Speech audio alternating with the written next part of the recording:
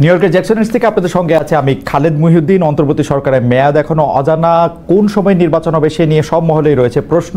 মাত্র 6 মাসের ব্যবধানে নির্বাচন হবে কি হবে না সেটি নিয়ে আসলে চলছে নানা ধরনের আলোচনা চর্চা। এসব নিয়ে কথা বলতে আমাদের সঙ্গে রয়েছেন এবি পার্টির চেয়ারম্যান জনাব মুজিবুর রহমান মঞ্জু। জনাব মুজিবুর রহমান মঞ্জু, আপনাদেরকে আমাদের অনুষ্ঠানে স্বাগত জানাই। আপনাকে ধন্যবাদ এবং শুভেচ্ছা, আপনি আমাদের সাথে যুক্ত হয়েছেন।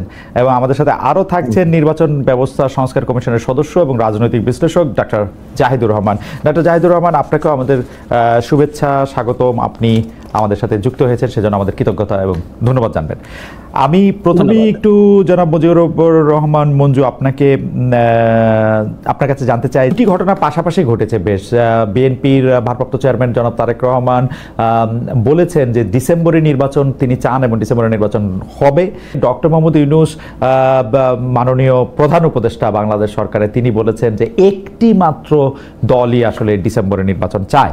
আপনি আমাদের একটু বলবেন যে এই ডক্টর মোহাম্মদ ইউনূসের এই দাবিটি সঠিক কিনা?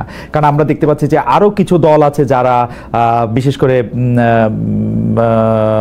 সিপিবি সহ একাধিক বামপন্থী দল ইতিমধ্যে ঘোষণা দিয়েছে যে তারা আসলে ডিসেম্বরের মধ্যে ইলেকশন চায়। জনাব মুজিবুর রহমান মঞ্জু, আপনাদের অবস্থানটা বলেন। ধন্যবাদ খালেদ মহিউদ্দিন আপনাকে, ডাক্তার জাহেদ উনিও আছেন, আপনাদের সবাইকে ধন্যবাদ এবং দর্শকদেরকে শুভেচ্ছা। প্রথম কথা হচ্ছে ডক্টর ইউনূস এবং জনাব তারেক রহমান দুজনেই কিন্তু আরো অনেকগুলো কথা বলেছেন, কিন্তু সেদিকে কারো দৃষ্টিপাত নাই। দুজনের দুইটা কথাতেই দৃষ্টি আটকে আছে আমাদের। একটা হচ্ছে যেটা আপনি বললেন নির্বাচন, ডক্টর ইউনূস বলছেন যে ডিসেম্বরে নির্বাচন চায় না একটি দল, আর সবাই চায়। আর অন্যদিকে তারেক রহমান বলেছেন যে ডিসেম্বরেই হতে হবে নির্বাচন। তো এখন আমি যেটা দেখি আর কি, যে যদি এটাকে আমরা একটা আলাদা বাক্য হিসেবে দেখি যে ডিসেম্বরে নির্বাচন শুধু বিএনপি চায় বা একটি মাত্র দল চায়, শুধু বাক্য হিসেবে এটা সঠিক নয়। কারণ আমরা অনেক রাজনৈতিক দলই আমরা ডিসেম্বরের দলের ব্যাপারে, নির্বাচনের ব্যাপারে আমরা আমাদের মত আছে, আমাদের সম্মতি আছে। কিন্তু আমরা হয়তো বলার সময় বলেছি যে ডিসেম্বরে হওয়াটার যৌক্তিকতা আছে, কিন্তু কোনো কারণে যদি সরকার মনে করে যে বিশেষ তাদের সময়ের প্রয়োজন, তাহলে তারা রাজনৈতিক দলগুলোর সাথে সংলাপ করুক, আলোচনা করুক। 1-2 মাস পেছনে গেলে, ফেব্রুয়ারি বা মার্চে গেলেও এটা বৃহত্তর স্বার্থে আমরা এটার সাথে একমত হতে পারি। অর্থাৎ অন্যান্য দল হয়তো এই জায়গায় কিছুটা ফ্লেক্সিবিলিটি শো করেছে, কিন্তু ডিসেম্বরের নির্বাচনের ব্যাপারে আমরা চেয়েছি। এখন হয়তো বা ডক্টর ইউনূস এই কথার অর্থ এটা বলতে চেয়েছেন, বা উনি বলেছেন কিনা জানি না, ওনার কাছ থেকে আসলে ব্যাখ্যাটা পাওয়া যাবে। আমি ব্যাখ্যা দিলে তো আর হবে না, আমরা শুধু বিশ্লেষণ করে এটা বলতে পারি যে আমরা অন্যান্য দলগুলোকে হয়তো উনি কিছুটা ফ্লেক্সিবল মনে করেছেন, কিন্তু বিএনপি কে মনে করেছেন যে ওনারা ডিসেম্বরের ব্যাপারে রিজেক্ট। আরেকটা কথা বলি খালেদ মহিউদ্দিন আপনাকে, আমাদের মানে রাজনীতিবিদ হিসেবে আমরা তো কিছু কথা বাইরে বলি, প্রকাশ্যে বলি, আবার আভ্যন্তরীণ কিছু আলোচনাও আছে। আভ্যন্তরীণ কিছু আলোচনায় আমরা এরকমও শুনেছি যে বিএনপিও ডিসেম্বরে রিজেক্ট না, কারণ বিএনপির মধ্যে অনেক ধরনের শঙ্কা তৈরি হয়েছে, সন্দেহ তৈরি হয়েছে, এবং এর পেছনে যুক্তিও আছে যে প্রফেসর ইউনূস সময় ক্ষেপণ করছেন অযথা, উনি একটা লম্বা সময় নিচ্ছেন। এর পেছনে অনেক কথা বিএনপি বলে, আপনারা শুনেছেন। আমাদের ডাক্তার জাহেদ এখানে আছেন, উনি এগুলোর ব্যাপারে অনেক কথা বলেন। তো এগুলোর কারণেও হয়তো এরকম কথা প্রচলিত আছে যে ডিসেম্বরের বিষয়ে যদি বিএনপি কঠোর হয়, তাহলে হয়তো ফেব্রুয়ারি মার্চের মধ্যে ইলেকশনটা আদায় করা সম্ভব।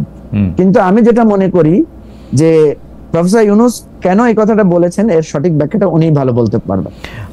আপনারা যেটা বলছেন, মানে আপনাদের কাছে কি এই কথাটা মনে হয় যে ধরেন যে ডিসেম্বরে হোক বা জানুয়ারিতে বা ফেব্রুয়ারিতে সরকার প্রধান যদি একটা নির্দিষ্ট করে একটা টাইম ফ্রেম বেঁধে দিতে বলতেন ইলেকশন কমিশনকে, যেহেতু ঘোষণাটা ইলেকশন কমিশনই দিবেন, বা অনুরোধ করতেন, যেভাবেই বলেন, তো সেইটা অনেক সহজ হতো? মানে উনি যেহেতু একটা 6 মাসের একটা উইন্ডো রাখতেছেন, এইটাতে কিছু সন্দেহ তৈরি হচ্ছে কিনা?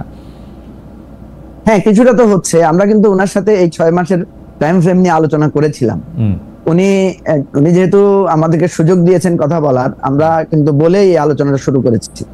আমাদের যে গ্রুপ ছিল সেখানে এই আলোচনাটা আমাদের পক্ষ থেকে সেখানে সূচনা করেছিলেন জুনায়েদ সাকি। হ্যাঁ, জুনায়েদ সাকি আলোচনাটা এভাবে তুলেছিলেন যে ডিসেম্বরের পরে, আমি তুলেছিলাম এটা যে স্যার ডিসেম্বরে কি সমস্যা, ডিসেম্বরে ইলেকশন করতে আপনার অসুবিধাটা কি, আপনি আমাদের সাথে কি বলতে পারেন? তখন উনি কিন্তু বলেছেন যে ডিসেম্বরে ইলেকশন করলে আমরা যে আশঙ্কাটা, আমার যে ডিসকমফোর্টটা, সেটা হচ্ছে যে আমার কাছে, তোমরাও বলেছো যে সরকারের উপর আমি পরিপূর্ণভাবে আমার নিয়ন্ত্রণ নাই। আমি দেখছি যে বিভিন্ন ঘটনা ঘটছে, যেটা আমি দেখছি যে আমি এটার খুঁজে পাচ্ছি না। মানে উনি বলছেন যে আমি তো পারছি না, ওনার কথাটা ছিল এরকম, আমি তো পারছি না, আমি তো চেষ্টা করলাম। তো সেজন্য তখন জোনায়েদ সাকি বললেন যে দেখেন আমরা তো আপনি যে জুন পর্যন্ত বলছেন, আমরা তো টাইমের মধ্যে দেখছি ফেব্রুয়ারির ফার্স্ট উইকের পরে শুরু হচ্ছে রমজান, তাহলে ফেব্রুয়ারির ফার্স্ট উইক একটা ফেভারেবল টাইম। এরপরে যদি যেতে হয় রমজানে, তো আর আমরা নিশ্চয়ই নির্বাচন করব না। রমজানের পরে নির্বাচনটা হলে সেটা চলে যাবে মার্চের থার্ড বা ফোর্থ উইকে, আর এরপরে কিন্তু আবার চলে আসছে কুরবানি ঈদ। সুতরাং আমাদের জন্য একটা মানে অপশন হচ্ছে এটা খুবই একটা ইন্টারেস্টিং কথা। মানে ডক্টর ইউনূস আপনাদেরকে বলছেন যে যেহেতু মনে হইতেছে যে আমার পুরো বিষয়টা কর্তৃত্ব নাই এবং যেহেতু বিএনপি চাপ দিচ্ছে, মনে হবে যে বিএনপির কাছে আমি নথি স্বীকার করতেছি, সেই জন্য আমি ডিসেম্বরে করতেছি না। ডক্টর মোহাম্মদ ইউনূস কি এইটাই বুঝাইলেন যে সেই জন্য উনি ডিসেম্বরটা করতে অসুবিধা? উনি যেটা বুঝালেন যে উনি বুঝাতে চাইলেন যে উনার নিয়ন্ত্রণে কর্তৃত্বে সবাই চলছে না, উনি তো কিছু করতে পারছেন না। উনি বলছেন আমি তো কোনো কাজ করতে পারছি না। একদিকে রাস্তার আন্দোলন, না পারবেন না তো, হ্যাঁ মানে রাস্তার আন্দোলন একটা কারণ, আরো অনেক নানা রকম কারণ আছে। কিন্তু যে এটা যদি আমার একটু খোলাসা করতেন, আমি এটা ঠিক বুঝি নাই। মানে ডিসেম্বর উনার কর্তৃত্বে কোনো কিছু চলতেছে না, সেইটার সাথে ডিসেম্বরের নির্বাচন কেন সাংঘর্ষিক? উনি বলছেন যে ডিসেম্বরে, মানে ডিসেম্বর না, আসলে উনি তো আমাদেরকে না করেন নাই যে উনি ডিসেম্বরে করবেন না। আচ্ছা, উনি যেটা বলতে চাচ্ছেন যে আমি প্রশাসন, সরকার, সংস্কার তোমরা যেগুলো বলছো এগুলোতে আমি, উনি জাস্ট কথাটা বাক্যটা ছিল এরকম যে আমি তো আমার কমফোর্টেবল পজিশনে আমি এখনো পৌঁছাতে পারি নাই। তাহলে দেখেন মানে ওখানে কিন্তু কর্নেল অলি সাহেব বলেছেন যে এই সরকার আসলে কে চালাচ্ছে, আপনি চালাচ্ছেন না অন্যরা চালাচ্ছে, এই ধরনের একটা সন্দেহ সংশয় লোকদের মাঝে তৈরি হয়েছে। প্রফেসর ইউনূস কিন্তু এগুলো করেন নাই, হ্যাঁ মানে বলেন নাই যে আমি চালাচ্ছি সরকার। উনি বলেছেন আপনারা তো বুঝতেছেন বিষয়গুলো। তো এই জায়গাটায় মানে এই আলোচনাগুলো অনেকে করতে চায় না, সেনসিটিভ আলোচনা, আমি হয়তো করছি না। মজিব ভাই আপনার কথা শুনে সিরিয়াসলি সেনসিটিভ এবং আমার ভয় লাগতেছে। কারণ কি, একজন সরকার প্রধান তিনি যখন বলেন যে আপনারা তো বুঝতেই পারতেছেন দেশ, মানে মানে আপনি আমাকে বলেন তো তাহলে কি আর তার ওই চেয়ারটাতে বসে থাকা উচিত? আসলে এইটার উনি কন্ট্রোল প্রতিষ্ঠা করবেন অথবা উনি ছাইড়ে দিবেন, এটা কিরকম? কারণ উনার ডিজিএফআই আছে, এনএসআই আছে, সব আছে উনার, মানে আর্মি চিফের না কিন্তু, আমি সরাসরি বললাম ডিজিএফআই, এনএসআই, এসবি উনার কিন্তু, ডিবি উনার কিন্তু, ইমিগ্রেশন উনার কিন্তু, আর্মি চিফের আন্ডারে কিচ্ছু নাই। ডিজিএফআই এর কাজ কিন্তু আর্মি চিফের এগেইনস্টে গোয়েন্দাগিরি করা। তো আমার যেটা আপত্তির জায়গা সেটা হচ্ছে যে তিনি ছলনা করছেন বা তার সরকার ছলনা করছে। এই ছল আমরা আরো নানা জায়গায় দেখতে পেয়েছি। আমাদের দুর্ভাগ্য মঞ্জু ভাই, আপনি দেখেন, আপনি হয়তো মনে করবেন যে এই কথাগুলি আপনাকে কেন বলা হয়েছে, দর্শক কেন মনে করবে। আমরা কিন্তু চেষ্টা করি আমাদের উপদেষ্টাদের আনতে, আমাদের উপদেষ্টারা হয় আমাদের কাছে, আমার কাছে আসে না এখন। আমি কিন্তু গতকাল থেকে অনেকবার চেষ্টা করেছি আমাদের উপদেষ্টাদের আনতে, তারা হয় আসে না, নাইলে তারা কিভাবে আমি জানি না, তারা তো প্রশ্ন জবাব দেয় না আপনাকে, তারা শুধু মঞ্জু ভাইয়ের প্রশ্ন জবাব দেয়। আমি তো সেটা আগেও বলছি। শুনেন আমি আপনাকে বলি, আপনি যে কথাটা তুলছেন, আপনি এখন দেখবেন প্রেস ক্লাবের সামনে আমাদের নারীদের একটা সরকারি প্রতিষ্ঠান, যেটা 5 বছরের কন্ট্রাকচুয়ালি তারা একটা অ্যাপয়েন্টমেন্ট পেয়েছে, তারা একটা আন্দোলন করছে। এবং আন্দোলনটা কি, তারা কিন্তু আপনার অনশনে গিয়েছে। তারা কালকে আমাদের অফিসে এসেছিল, আমি 2 জন উপদেষ্টাকে অনুরোধ করেছি তাদের জন্য অ্যাপয়েন্টমেন্ট দেন, তাদের কথাগুলো একটা শুনেন। কোন উপদেষ্টা তাদেরকে সময় দেয় নাই। শেষে আমি তাদেরকে ফোন নাম্বার দিয়ে আমি বললাম যে আপনারা নারী কমিশনের চেয়ারম্যান আছেন পারভিন শিরিন হক, ওনার সাথে কথা বলেন। ওনার সাথে তারা কথা বলেছে, শিরিন হক আপা তাদের মুখের উপর বলেছে আমার সময় নাই আপনাদের সাথে কথা বলার। আপনি বুঝেন যে এই সরকারের লোকদের কথা বলার সময় নাই, তারা রাজনীতিবিদদের কোনো কথাই শুনতে চায় না। আপনি এখন আমি একটু ডক্টর জাহিদের কাছে যাই, কিন্তু প্রশ্নটা করে রাখি, আপনারা এবি পার্টি কি একটা ব্যালেন্সের পজিশন নিচ্ছেন? ধরেন আপনি একরকম, ব্যারিস্টার ফুয়াদ আর একরকম। কালকে আমি ব্যারিস্টার ফুয়াদকে শুনতে পাচ্ছিলাম যে আপনি এখন যে অবস্থানে কথা বলতেছেন তার থেকে একটু আলাদা কথা বলতে, নাকি আপনারা দুটি মতই একরকম করতেছেন? আমি এই প্রসঙ্গটা বললাম যে সরকারের কথা বলার সময় একটা প্রসঙ্গে, এবং আরেকটি প্রশ্ন আমি করে রাখি, ম্যান্ডেট প্রসঙ্গ একটি কথা আপনাকে আমি জানতে চাইবো, যে ম্যান্ডেটটা এখন বলতে যে সরকারের ম্যান্ডেট আছে, কেউ কেউ বলতেছে ইউনূস সাহেবের 5 বছর থাকা উচিত। এইটা নিয়েও আমি আসলে কথা শুনতে চাইবো, কারণ আমাকে যখন আজকে প্রশ্ন করা হয়েছিল তখন আমি এইটা আপনার কাছ থেকে শুনতে চাইছিলাম যে আসলে আপনি এটা নিয়ে কি মনে করেন মঞ্জু ভাই, এবি পার্টি এটা নিয়ে কি মনে করে ম্যান্ডেট প্রশ্ন। আমি একটু আসি ডাক্তার কাছ থেকে।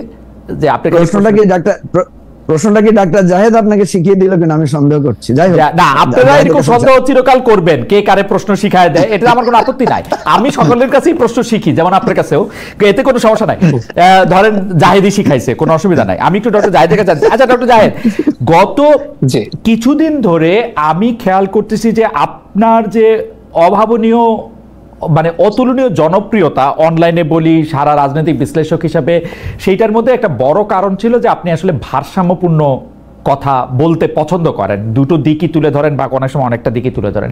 কিন্তু মাত্রই ডিসেম্বরে ইলেকশন নাকি বড় জোর সরকার প্রধানের কথা মতো জুনে ইলেকশন, এই মাত্রই এই কটুক জায়গা নিয়ে আপনি যেভাবে সরকারের দিকে বারবার আঙ্গুল তুলছেন, সরকারের মধ্যে ষড়যন্ত্র দেখছেন, এটা একটু একপেশে হচ্ছে কিনা? মানে সরকারকে আপনি বেশি যে দায়ী করছেন, এটা একটু মানে মানে আপনি বুঝতে পারছেন এটা একটু টানেল ভিশনের কাজ হচ্ছে কিনা? হ্যাঁ, ধন্যবাদ। আমাকে একদম স্পেসিফিকলি যেটা মনে হবে সেটাই জিজ্ঞেস করবেন, আমি জবাব দেবো। তার আগে যে একটু হঠাৎ মনে পড়লো, আমার মনে হয় মঞ্জু ভাইকে আপনি যদি ভালো মতো একদিন ডেকে সব কথা বলেন, অনেক কিছু জানতে পারবেন, জাতীয় জানতে। কিন্তু মঞ্জু ভাই তো আমার চেয়ে অনেক বেশি বুদ্ধিমান। মঞ্জু ভাইয়ের আইকিউ মনে হয় আমার থেকে 15-20 বেশি হবে। মঞ্জু ভাইয়ের তো প্রশ্ন করে জবাব পাওয়া কঠিন। হাওয়েভার আমরা চেষ্টা আমি জবাব দিব। আচ্ছা আচ্ছা, এখন নির্বাচনের ব্যাপারে ইনফ্যাক্ট আমি একটু এভাবে যদি বলি, আমার চ্যানেলের নামটা হচ্ছে Zahed stake. So I do analyse, আমি সেটা তো করি, আমি আমার অপিনিয়নও জানাই, এবং অনেক ক্ষেত্রে আমি আমার অপিনিয়ন, ধরুন শেখ হাসিনার সময় আমি আমার অপিনিয়ন জানিয়েছি বহু ক্ষেত্রেই, এখনো অনেক ক্ষেত্রে আমি আমার অপিনিয়ন জানাই। এখন নির্বাচনের প্রশ্নে আমি সরকারের যে ধরনের আচরণ দেখছি, আমি মনে করি সরকারের মধ্যে নির্বাচন ইভেন জুনে হবে এই ব্যাপারে আমি আসলে আস্থাশীল হতে পারি না। আমি আপনাকে একটা ছোট উদাহরণ দিই।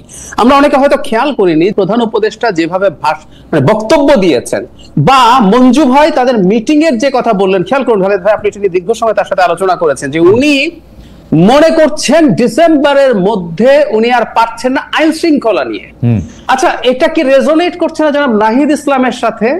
আপনি খেয়াল করবেন রয়টার্স এর সাথে এবং এরপর এএফপির সাথে ইন্টারভিউতে নাহিদ ইসলাম এক্স্যাক্টলি এই কথাটা বলেছিলেন যে এই বছরের মধ্যে নির্বাচন হবে না বলে তিনি মনে করেন, কারণ আইন শৃঙ্খলার অবস্থা ভালো না। আমি ইদানিং রাগঢাক ছাড়াই বলছি, এনসিপি আসলে ডক্টর ইউনূসের দল।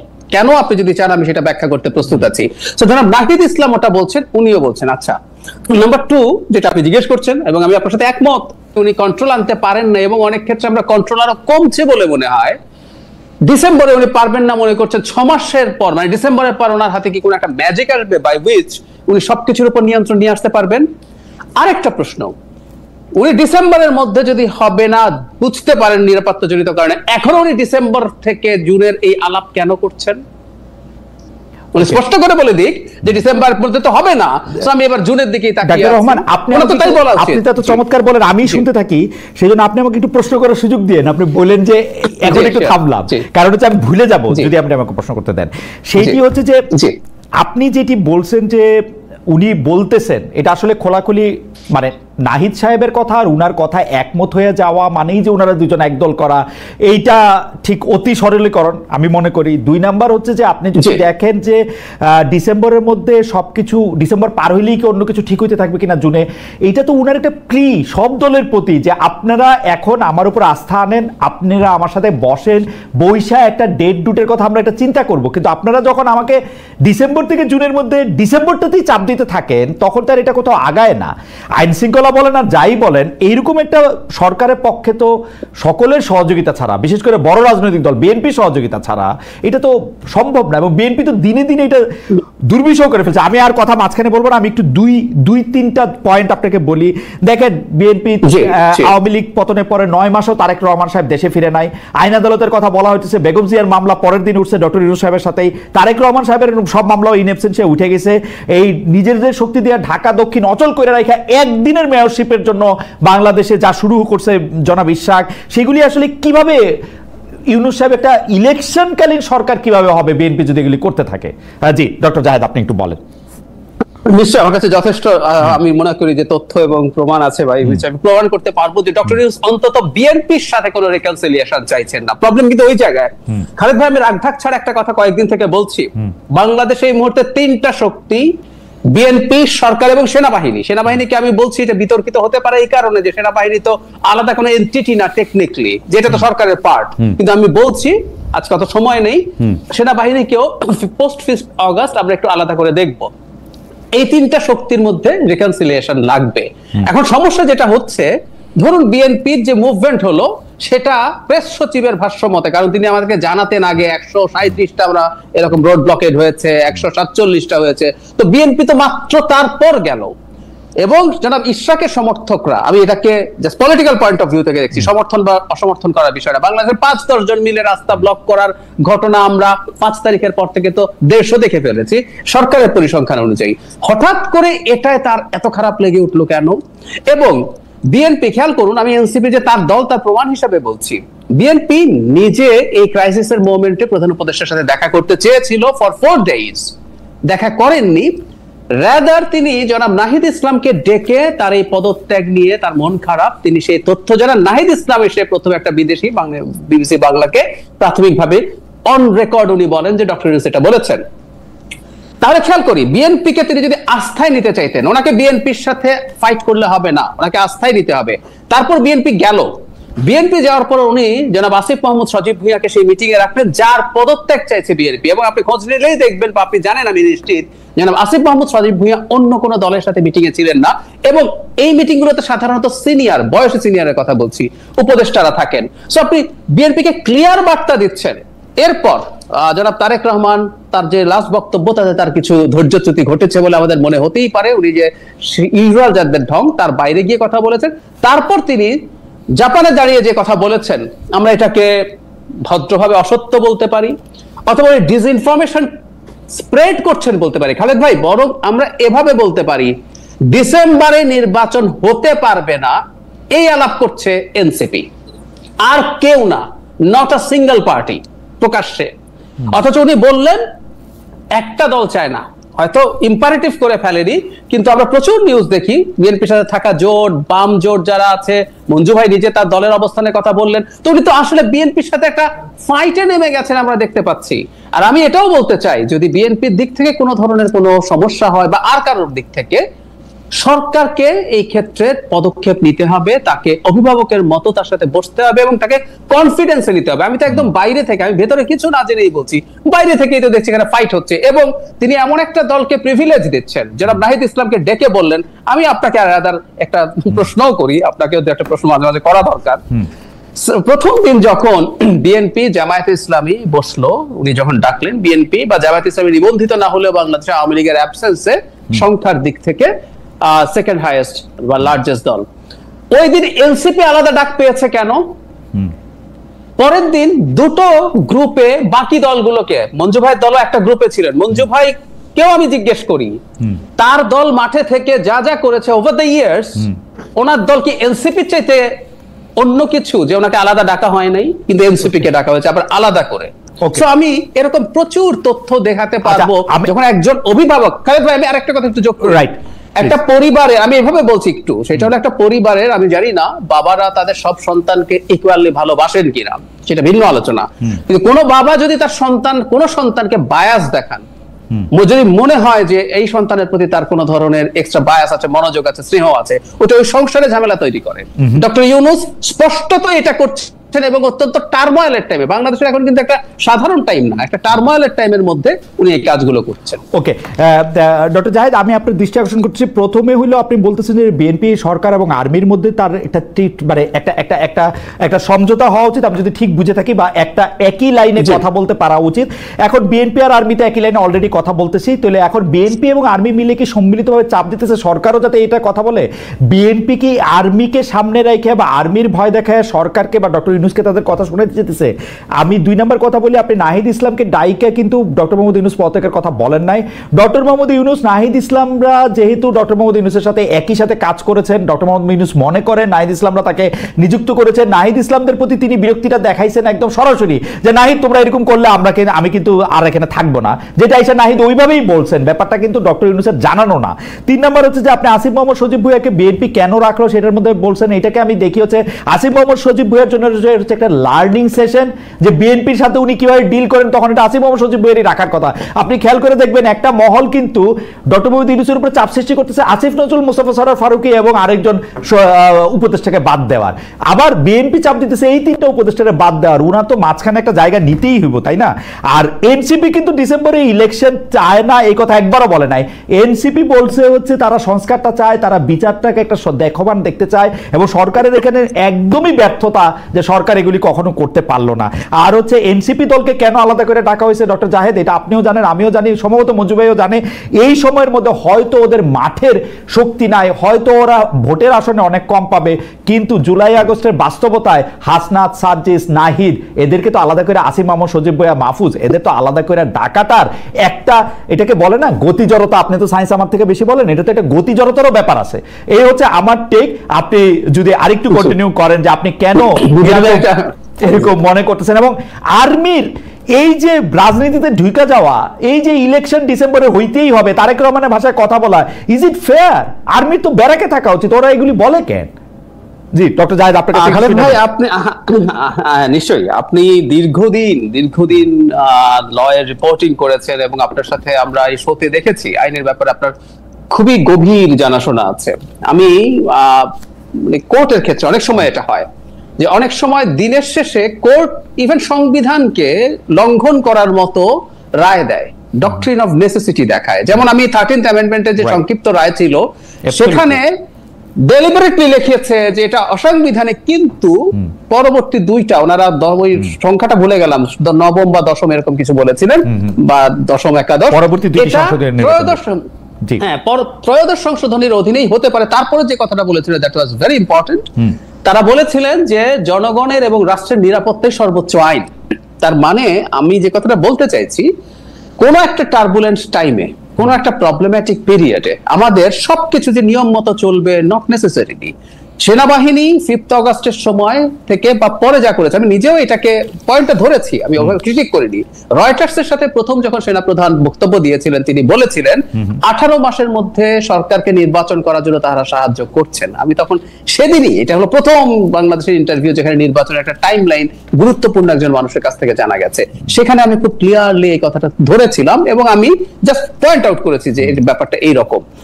আমরা এখন আসলে কোন বিশেষ অবস্থা আছে, কোন জায়গায় আছি? একটা সেনা প্রধান যদি সরকারেরই পার্ট হয়, তাহলে তো ওনার শেখ হাসিনার কথা শুনে গুলি চালানো উচিত ছিল সবার উপরে। কিন্তু শেখ হাসিনাকে বিট্রে করেছেন তখনকার সরকারকে, শেখ হাসিনার তো উনি সেনা প্রধান ছিলেনও। সো তাহলে আমরা এই প্রশ্ন, আমি একটু খুবই ডেভিডস অ্যাডভোকেট টাইপের কথা হচ্ছে, তারপরে এই প্রশ্ন আসতে পারে, তো উনি তো বিট্রে করেছেন সরকারের যে আদেশ, যেটা উনি মানতে বাধ্য ছিলেন।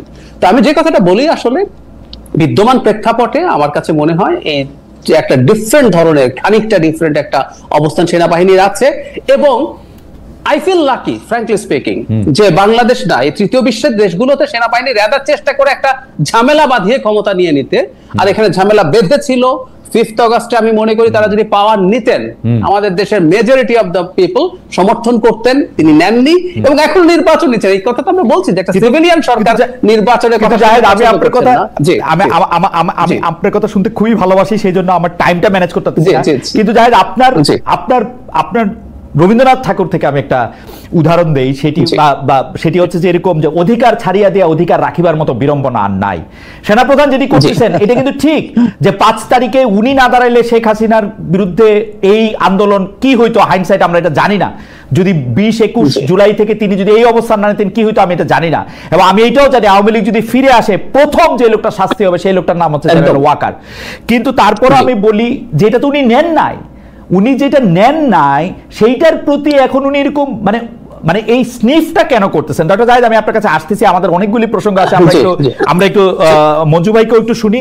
মঞ্জু ভাই, আমি প্রশ্ন করতেছিলাম ম্যান্ডেট নিয়ে, এখন সবচেয়ে বেশি কথা হচ্ছে ম্যান্ডেট নিয়ে। আমি বলতে চাইতেছি এবি পার্টির আসলে অবস্থানটা কি। আমরা ব্যারিস্টার ফুয়াদ, আমি খুব আগ্রহ নিয়ে ব্যারিস্টার ফুয়াদকে শুনতেছিলাম যে উনি বলতেছেন যে ম্যান্ডেট নিয়ে উনি যা বললেন, যাই হোক আমি ওইটা উনি নাই, উনার নিয়ে আমি কথা বলতে চাই না। এই ম্যান্ডেটে আপনার কথাটা কি সেটা আমি একটু শুনতে চাই। আমি কিন্তু সরল বাংলা ভাষায় বুঝি, যদিও আমি ল গ্রাজুয়েট না, কিন্তু আমাকে বড় বড় লয়াররাও শিখাইছেন যে আমি যেটা বুঝি না এর বাইরে আইন নাই, কিন্তু আইন আমারও বুঝতে হবে, আইন আমারও বুঝতে হবে। ধন্যবাদ। শুধু আপনি আমার ম্যান্ডেটটা বুঝাতে হবে, ম্যান্ডেটটা কোথা থেকে পাওয়া গেল, সংবিধানের কি, সংবিধান না সংবিধানের বাইরে, সেটা কি আসলে জিনিসটা কি? আমি আপনার প্রশ্নের জবাব দিব, তবে ডক্টর জাহেদের একটা জিনিসে সব কথাগুলোকে আমি খুব মানে মনে করি যে যথেষ্ট যুক্তিপূর্ণ কথা বলেছেন, কিন্তু একটা শব্দ আমার কানে লেগেছে, সেটা আমি একটু শেয়ার করি। সেটা হচ্ছে উনি বলেছেন যে সবকিছু নিয়ম মতো চলবে, নট নেসেসারিলি, মানে একটা পরিস্থিতি বুঝিয়ে বললেন। এটা খুবই ভালো। এটা এটা ডক্ট্রিন অফ নেসেসিটির মানে মূল নির্যাসটা হচ্ছে এরকমই, যে এখন কোনো নিয়মই ফেলা যাচ্ছে না, ফলে জরুরি ভিত্তিতে যেটাকে উনি মানে নট নেসেসারিলি বলছেন, এটা কেন ইউনূসের জন্য, প্রফেসর ইউনূসের জন্য সেটা উনি ফিল করছেন না কেন? উনি কিন্তু প্রফেসর ইউনূসের এইটা ঠিক হয় না, ওইটা ঠিক হয় না, এটা ঠিক হয় না তুলছেন, কিন্তু যখনই আপনি সেনাবাহিনী প্রধানের বিষয়টা তুললেন তখন কিন্তু উনি বলছেন সবকিছু ঠিক মতো চলবে, এটা নট নেসেসারিলি। তো এই জায়গাটা আমি আমি ডাক্তার জাহেদের একটু তুলে ধরলাম যে জাহেদ ভাই এই জিনিসটা একটা ব্যাখ্যা আশা করে দিবেন। সেনাপ্রধান তো তার জায়গা থেকে যেইটা, সেনাপ্রধানের ক্ষেত্রেও কিন্তু গতিজড়তা, সেনাপ্রধান এই জুলাই আগস্টে গতিজড়তা, মানে আমি গতিজড়তা এখন আলাদা করে ব্যাখ্যা করতে পারলে ভালো হতো, যে গতির সাথে তো ত্বরণ বাড়ে, এটা থামতে সময় নেয় আসলে। মানে আমি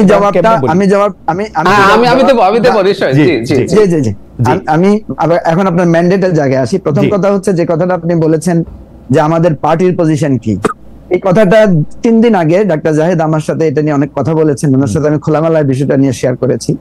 প্রথম কথা হচ্ছে আমাদের পার্টির পজিশনটা হচ্ছে আমরা একটা সমঝোতামূলক মধ্যপন্থা আমরা গ্রহণ করেছি।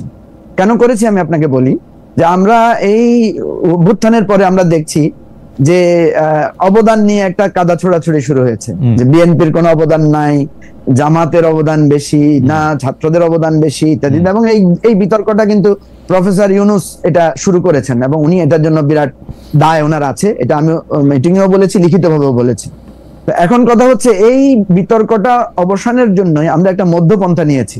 দেখেন আমরা এজন্য আমাকে হয়তো আপনাকে অনেকে আমাদেরকে বলে যে ভাই আপনারা আসলে কি বলছেন, আমরা তো বুঝতেছি না, আপনাকে বিএনপির পক্ষে না এনসিপির পক্ষে না সরকারের পক্ষে?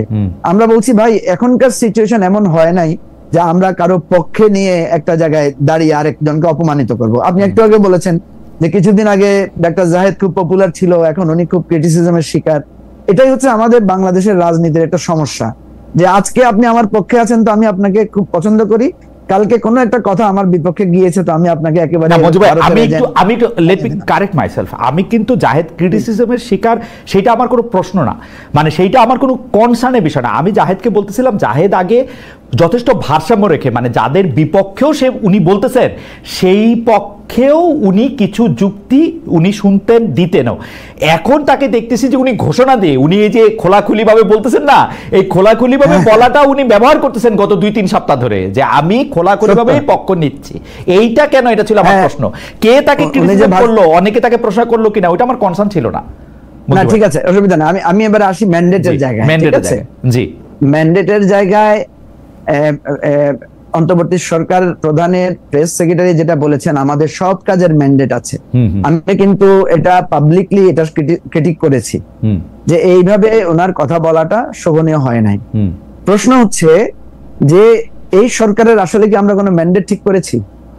দেখেন প্রফেসর ইউনূসের এই সরকারের অনেকগুলো মানে ফান্ডামেন্টাল উইকনেস আছে, তার মধ্যে একটা উইকনেস হচ্ছে উনি শুরুতেই এই আলোচনাটা করতে পারতেন যে আমার সময়সীমা কতটুকু, আমার ম্যান্ডেট কি, আমি কি কি কাজ করব। এই যে আজকে আমরা বলছি বিচার, সংস্কার, নির্বাচন, এই আলোচনাগুলো তো এত ডিটেইল হতে পারতো ওনার সাথে।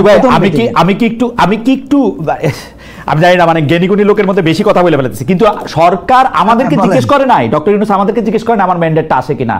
ডক্টর ইউনূস আসার আগেই এই সরকারের ম্যান্ডেটটা কি সেটা জিজ্ঞাসা করা হয়েছে হচ্ছে এপিলেট ডিভিশনকে, প্রধান বিচারপতির নেতৃত্বে। এপিলেট ডিভিশন ওনাকে বলে দিচ্ছেন যে আমাকে তোমরা নির্বাহী কাজগুলি কইরা যাও, যেহেতু প্রধানমন্ত্রী পালিয়ে গেছে।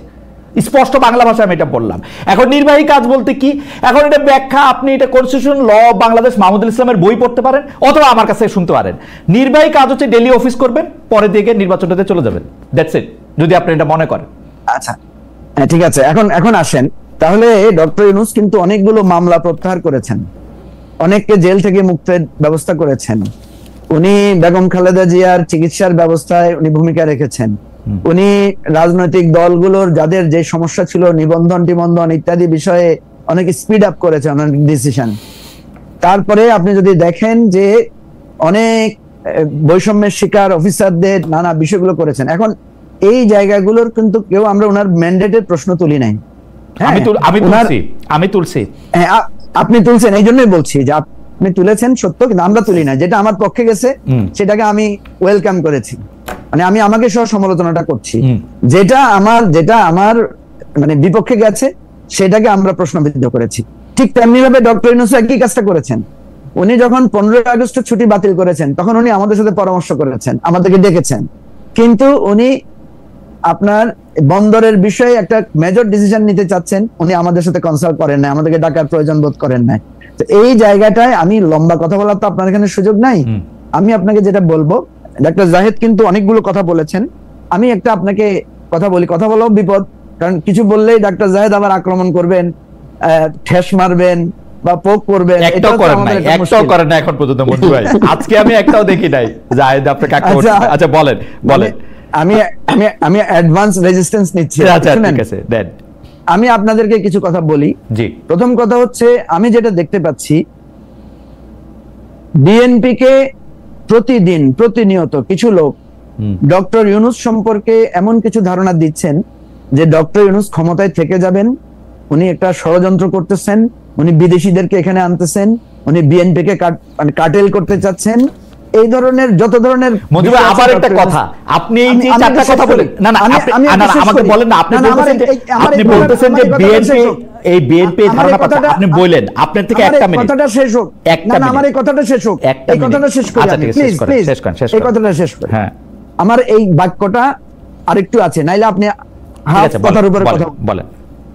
একইভাবে ডক্টর ইউনূসকে প্রতিদিন কিছু লোক কান পড়া দিচ্ছে যে এই জায়গায় সমস্যা হচ্ছে বিএনপি করতেছে, এই জায়গায় আপনাদের বাধাপ্রাপ্ত হচ্ছে বিএনপি করতেছে, এই জায়গায় এটা করতে পারতেছি না বিএনপির দোষ।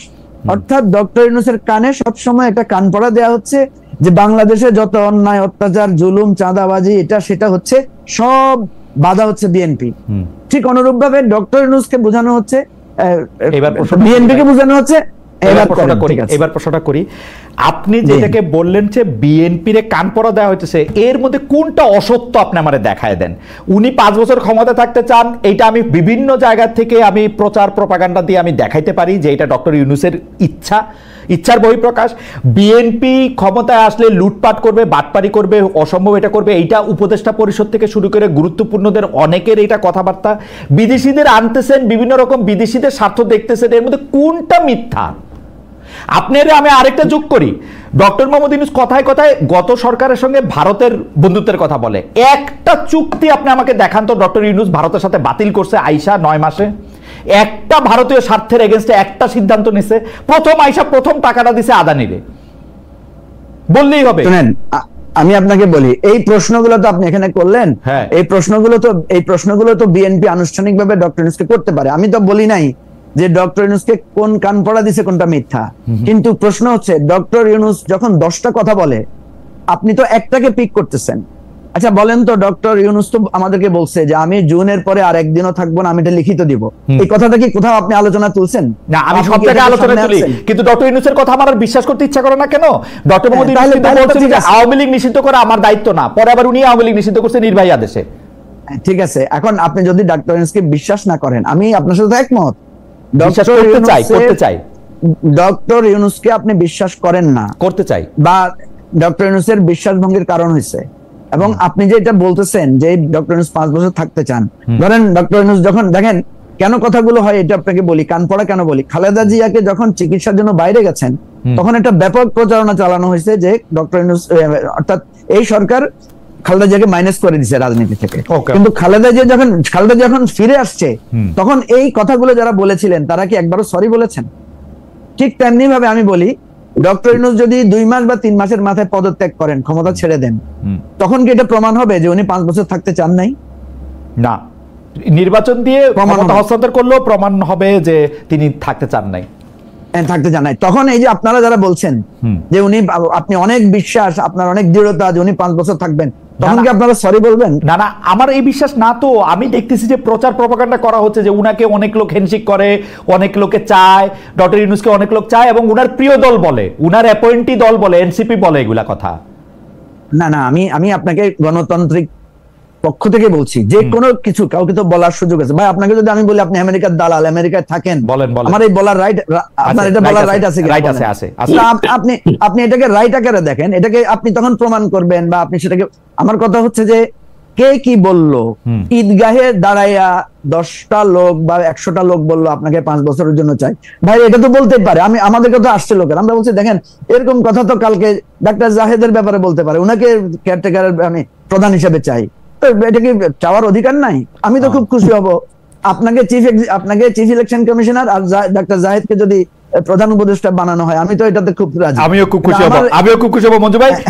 আমি একটু ডক্টর জাহেদের কাছে আসি। ডক্টর জাহেদ অনেক খুশখুশ করতেছে প্রশ্নটার জন্য। আমি বলছিলাম যে আর্মি ক্ষমতা রাইখা দিয়ে ক্ষমতা ছাড়া কেন, কিন্তু অনেকগুলি মন্তব্য, অনেক দর্শক আমাদের সঙ্গে আসেন লাইভে, একটা মন্তব্য না শোনানোর লোক মঞ্জু ভাই। আমি কিন্তু ফুয়াদ প্রসঙ্গে, আচ্ছা ঠিক আছে, তাহলে আপনি 1 মিনিট বলে নেন, তাহলে আপনি একটু 1 মিনিট বলে নেন। আচ্ছা, প্রথম কথা হচ্ছে যে আমরা ব্যারিস্টার ফুয়াদের বিভিন্ন বিষয়ে মন্তব্যের ব্যাপারে আমরা আমাদের পার্টি ফোরামে আলোচনা করেছি। ব্যারিস্টার ফুয়াদকে আমরা দলীয়ভাবে বলেছি যে আপনি যখন কোনো মন্তব্য করবেন, বক্তব্য রাখবেন, আপনি স্বাধীন, কিন্তু আপনি দলের সেক্রেটারি হিসেবে যখন কোনো কথা বলবেন সেটা আপনাকে দলের স্ট্যান্ড, দলের যে পলিসি এটা মেইনটেইন করতে হবে। আমি বলছি আমি ওনাকে বলেছি যখন আপনি দলের মন্তব্যের বাইরে, দলের পজিশনের বাইরে কোনো কথা বলবেন, তখন আপনি একটা ফুটনোট দিবেন, বলবেন যে এটা আমার স্বাধীন মত, এটা আমার স্বাধীন, এটা তাকে আমরা দৃষ্টি আকর্ষণ করেছি। আমি আরো লম্বা কথা বলতে পারতাম, কেন আমি কথাটা বললাম, উনি কালকে বলতেছেন যে ম্যান্ডেট নিয়ে যারা প্রশ্ন করে তারাই আসলে মানে কি প্রতিক্রিয়া, মানে তারাই অনেক খারাপ। যাই হোক, দেখেন কথা বলার স্বাধীনতা সবারই আছে মঞ্জু ভাই, এটা একদম। আপনি দেখেন দর্শকদের মধ্যে একজন একটা মন্তব্য অনেকবার করতেছেন, সেটা হচ্ছে যে আপনার অনুষ্ঠান এক পেশে, আপনারা 3জনই একই পেজে, 3জনই একই মতাদর্শই, আপনারা 3জনই একই ক্যারেক্টারে থেকে পতিত সরকারকে এক হাত নেন। আজকে সময় পাই নাই ভাই, আমি ওই যে গত সরকারকে সত্যি এক হাত মানে নিতেই চাই, 15 বছর ধরে গণতন্ত্র দেয় না ভাই, এটা তো আজকে সময় পাইতেছি না। যাই হোক, আপনার কথা ঠিক, কিন্তু অন্য দুজনের কথা ঠিক কিনা জানি না। ডক্টর জাহেদ, আপনি যদি একটু বলতেন আর্মি কেন, অনেকগুলো ইস্যু জমে গেছে, আমাকে বলতে হবে। আগের বারও আপনি কিছু বলেছেন, আমার কিছু যোগ করার আছে। সেনাবাহিনী নিয়ে বলছি, মানে অধিকার ছাড়িয়ে দিয়া, অধিকার ধরিয়া রাখার মতো বিড়ম্বনা নাই। আমি মনে করি মানে সেনাপ্রধান, এটা আমার অবজারভেশন, তিনি তো আসলে অধিকার রাখতে যাচ্ছেন না। খেয়াল করুন, তিনি ক্ষমতা নিতে পারতেন বলছি, তিনি ক্ষমতাটা নেন নাই। সামহাউ ওনার মনে হয়েছে উনি শেখ হাসিনার সময়ে তার আদেশ পালন না করে বাংলাদেশের ডেমোক্রেটিক ট্রানজিশনের পক্ষে তিনি দাঁড়াচ্ছেন। এখনো তিনি তাই বলছেন। আসলে উনি একটা নির্বাচন চাইছেন। হ্যাঁ, উনি একবার বা একাধিকবার ইনক্লুসিভ নির্বাচন শব্দটা বলেছেন, তাতে আমরা ধরে নিতে পারি এতে আওয়ামী লীগ থাকতে পারে, এরকম একটা আলাপ। এটা করা ঠিক করেছেন কি বেঠিক করেছেন এটা নিয়ে আলোচনা হতে পারে, কিন্তু উনি এখনো কিন্তু ওই অধিকার চাইছেন না, উনি দেশ শাসনের অধিকার চাইছেন না। উনি মনে করছেন, আবারও বলছি, সামহাউ উনি একটা ট্রানজিশনে যাবেন। আমি আপনাকে আমার একটা ইন্টারপ্রিটেশন বলি। রাওয়া ক্লাবে তিনি যেদিন পাবলিক অ্যাড্রেস করেছেন অন ক্যামেরা, সেদিন তিনি একটা জায়গায় বলছিলেন, আমার যদি কখনো কোনো সমস্যা হয় আমি নুরুদ্দিন স্যারের সাথে কথা বলি। আমি এই জিনিসটা পিক করেছিলাম। নুরুদ্দিন খান হচ্ছেন সেই সেনাবাহিনী প্রধান যিনি এরশাদের পতনের পর যিনি ক্ষমতা নিতে চাওয়ার চেষ্টা অ্যাটলিস্ট করতে পারতেন বা নিতে পারতেন, উনি এটা করেননি, বরং উনি বাংলাদেশের ডেমোক্রেটিক ট্রানজিশনের দিকে বাংলাদেশকে নিয়ে গিয়েছিলেন ওই সময়, কারণ ওনার রোলটা খুবই ক্রিটিক্যাল ছিল। আমি ধারণা করি জেনারেল ওয়াকারুজ্জামানেরও একই ধরনের চিন্তা আছে। সুতরাং তিনি আগে যেটা নেন নাই সেটা ধরে রাখতে চাচ্ছেন না, উনি চাচ্ছেন বাংলাদেশ একটা ডেমোক্রেটিক পথে যাক। এটা হলো আমার এই পর্যায়ের ব্যাপার। আচ্ছা, আমি এনসিপির ব্যাপারে আপনি একটা কথা বলেছেন। আমি ফিনান্সিয়াল টাইমসকে ডক্টর ইউনূস ছাত্রদের দল গঠন করা নিয়ে কি বলেছিল আমি হুবহু পড়ছি, প্রথম আলো ট্রান্সলেশন থেকে আমি দেখে দেখে পড়ছি। তিনি বলছেন তারা এই পরিস্থিতিতে রাজনৈতিক দল গঠন করছে বা রাজনীতিতে যুক্ত হচ্ছে। এটা বিরাট, পুরোটা পড়লে আরো ভালো বোঝা যেত, কিন্তু আমি এই অংশটুকু পড়ি। এটা দরকার, কারণ রক্ত দিয়ে তারা যেগুলো অর্জন করেছে সেগুলো তাদেরকে রক্ষা করতে হবে, অন্যথায় সেগুলো সেই সব ব্যক্তি নিয়ে যাবে যারা বিগত প্রশাসন ও অন্যান্যদের মতো সবকিছুর পুনরাবৃত্তি করার সুযোগ খুঁজছে। এটাই বাংলা আমাদের রাজনৈতিক পরিবেশ। সুতরাং তারা এটা রক্ষা করার চেষ্টা করছে। তাই আমি বলবো ছাত্রদের স্বচ্ছ অভিপ্রায় থাকবে, ক্লিয়ারলি নতুন দল তাদেরকেই রক্ষা করতে হবে, আর পুরনো দল যারা আছে তাদের ব্যাপারে ঠিক তার অন্য উপদেষ্টারা সরাসরি যে ভাষায় কথা বলেন, বাইরে থেকে বলা হয়, ঠিক তাই বলছেন। আমার কয়েকটা প্রশ্নের জবাব দিয়ে নেই। এটা যথেষ্ট টু প্রুভ যে উনি আসলে এনসিপির প্রতি বায়াসড। শুভকামনা আমাদের প্রত্যেকের আছে, সেটা ওনারও থাকতে পারে, কিন্তু উনি বায়াসড। আচ্ছা, তারপর আমার ওই অবস্থানের ব্যাপারে অনেকে এটাকে মিসইন্টারপ্রিট করতে পারেন যে যেহেতু আমার বক্তব্য এখন মনে হচ্ছে বিএনপি বা সেনাবাহিনী যা চাইছে তার সাথে অ্যালাইন। আমি আসলে এবার খুবই এক্সপ্লিসিটলি কথা বলছি, কারণ আমি বিশ্বাস করি বাংলাদেশ একটা রিয়েল ক্রাইসিসের মধ্যে ঢুকে পড়েছে।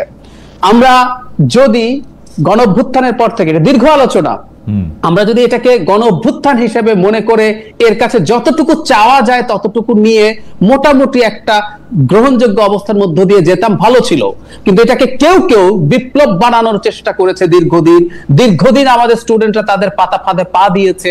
আপনার প্রোগ্রামে খালেদ ভাই, Hasnat Abdullah, I can clearly remember 5 তারিখের পর হাসনাত বলেছে আমার সাথে যে আমাদের বিপ্লবী সরকার গঠন না করাটা ছিল বিরাট ভুল।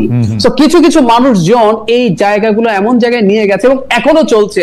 এই অনিশ্চয়তার মুখে অ্যাজ আর্লি অ্যাজ পসিবল একটা ইলেকশন ইজ মাচ বেটার। একটা কথা আছে, মানে ভিক্ষা চাই না কুকুর সামলাও। আমরা ওই জায়গায় চলে এসেছি। হতে পারতো আমাদের সংস্কার বা অনেক কিছু হতে পারতো, কিন্তু এখন একটা ইলেকশন যদি না হয় এবং সেটা জুনের মধ্যে না হওয়ার প্রবাবিলিটি আছে।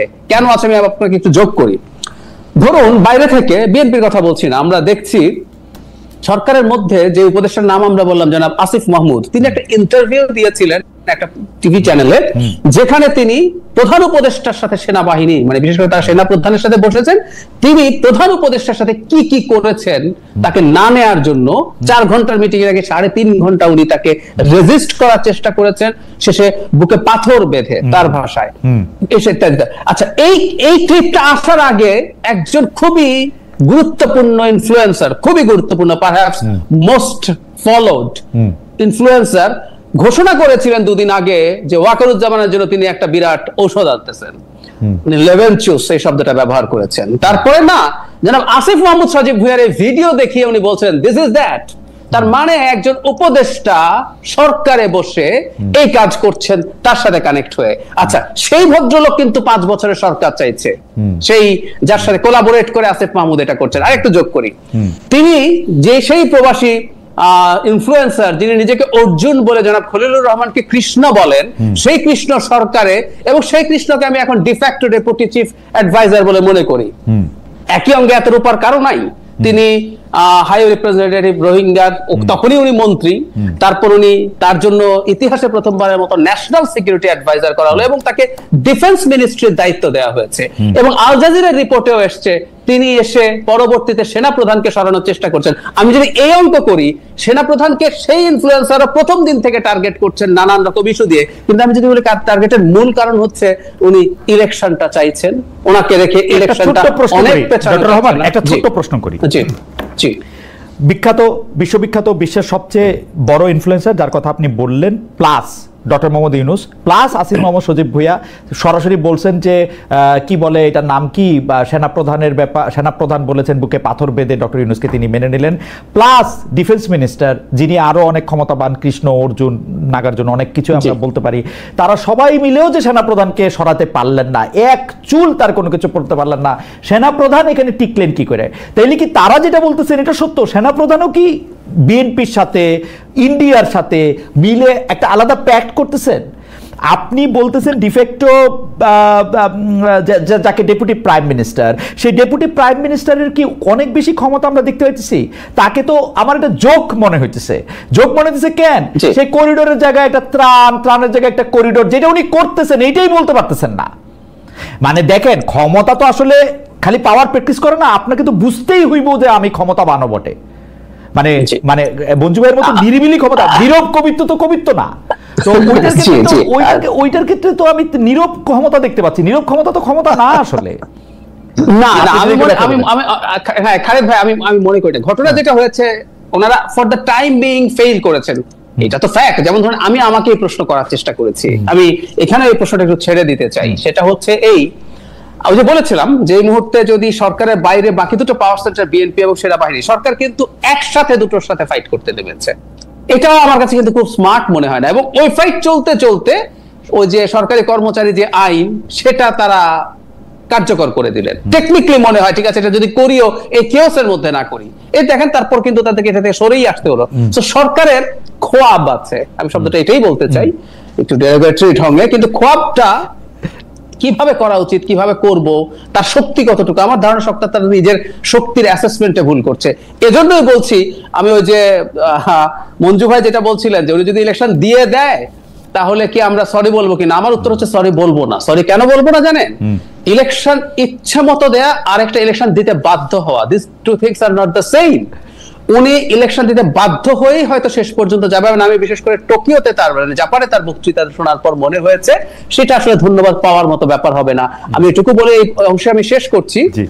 গতকাল আমাকে মানবজমিনের মতিউর রহমান চৌধুরী ভাইয়ের প্রোগ্রামে ছিল, জিজ্ঞেস করছেন এসব করে উনি তাহলে কি অর্জন করবেন এত কিছু করে। তো আমার উত্তর ছিল অসম্মান অর্জন করবেন। আমি খুব দিব্য চোখে দেখতে পাচ্ছি উনি অসম্মানের সাথে বিদায় হওয়ার পরিস্থিতি তৈরি হয়েছে। একটা সময় বলতাম যে কারো কারো আছে একটা অংশ তাকে এটা বোঝাচ্ছে, আর ভুল বোঝানো না, ওনাকে রক্ষা করার জন্য বলতে গিয়ে লজ্জা লাগে। মানে শেখ হাসিনার সময় আমরা এগুলো নিয়ে খুবই কঠোর ভাবে সমালোচনা করেছি। যে মানুষকে ভুল বোঝানো যায় সেই মানুষ এই টার্মোয়েলের টাইমে ক্ষমতায় থাকা itself is a problem. So আমার এখনের ইন্টারপ্রিটেশন আমি এভাবে করতে চাই যে তিনি নিজেই যথেষ্ট অ্যাক্টিভলি এর মধ্যে আছেন এবং এটাই আমাদের সংকটের কারণ। এন্ড বটম লাইন, যদি এই সম্ভাবনা খুব কমও থেকে থাকে, আমাদের সময়টা এত বেশি ক্রুশাল, আমাদের ডেমোক্রেটিক ট্রান্সফরমেশন এত বেশি জরুরি, আমাদের স্টেটের সিকিউরিটি আর সভারেন্টি এত বেশি অ্যাট স্টেক, কম সংখ্যক সমস্যা থাকলেও আমাদেরকে যথেষ্ট বেশি শোরগোল করা দরকার। আমরা আসিফ মাহমুদ সজীব ভাই যেরকমটি বলে থাকেন, আসলেই সেনাপ্রধান বুকে পাথর বেঁধে ডক্টর ইউনূসকে মেনে নিয়েছিলেন? এটা কি আপনি জানেন? দেখেন তার এই ক্লেমটা ঠিক? এই কথাটা আসিফ মাহমুদ সজীব ভুঁইয়া বেশ কয়েকবার বলেছেন এবং এটা এইভাবে বলা যে ঠিক হয় নাই, বলা ঠিক না, আমরা ক্লেমটা ঠিক কিনা আসলে তার ইয়া ছিল, রিজার্ভেশন ছিল ডক্টর ইউনূসের নিয়া ওয়াকার সাহেবের। আমার কথা ওই যে আমাদের নিয়মে বলেছেন না সবকিছু নিয়ম মতো চলবে, নট নেসেসারিলি, আমি কিন্তু ওই কথা বলবো না। আমি যদি বলি তাহলে সবার ক্ষেত্রে এটা প্রযোজ্য হবে, আর আমি যদি বলি যে না নিয়ম মতো চলতে হবে তাহলে সবার ক্ষেত্রে নিয়ম মেনে চলতে হবে। এখানে বায়াসনেস করা চলবে না। আমি যেটা বলি এটা ইতিহাসে প্রমাণ হবে। আজকে প্রযোজককে বইলা সময় একটু বাড়াইছি যখন আপনার একটু প্রশ্নটা করি। যেমন আমার একটা ধারণা ছিল যে আমরা সবাই মিলে প্রফেসর ডক্টর মোহাম্মদ ইউনূসকে সরকার প্রধান হিসেবে মাইনে নিয়েছিলাম। এখন আসিফ মাহমুদ সজীব, অ্যাকর্ডিং টু আসিফ মাহমুদ সজীব ভুঁইয়া, সেনাপ্রধানই এটা মানে নাই। এরকম না মানার কাতারে আর কে কে ছিলে? মানে উনি কি আসলে মানে নাই? মানে মঞ্জু ভাই মানছিল? সবাই মিলে কি ডক্টর ইউনূস চাইছিল? এটা একটু বললেন। আমি আপনাকে বলি ডক্টর ইউনূসকে সবাই মিলে মানছিল। ছাত্ররা মির্জা শুধু সেনাপ্রধান দিয়েছেন, শুধু সেনাপ্রধান বাদে না, সেনাপ্রধানও মেনেছে। সেনাপ্রধান যে প্রশ্নটা তুলেছেন, আমি যতটুকু জানি, বুকে পাথর চাপা দেওয়ার বিষয়টা আমি জানি না, আমি জানি যে সেনাপ্রধান বলেছেন উনি তো কনভিক্টেড, ওনাকে রাষ্ট্রীয় প্রধান দায়িত্বটা দেয়া যাবে কিনা। তখন ছাত্ররা বলেছে যে হাসিনার কোনো বিচার আমরা মানি না, শেখ হাসিনার কোনো বিচারই আমরা মানি না। তো এই জায়গা থেকে তখন যখন হার্ড কথা যাচ্ছিল এবং ছাত্ররা একটা পর্যায়ে বলেছে যে তাহলে আপনারা আপনাদের পথে যান, আমরা আমাদের পথে আছি।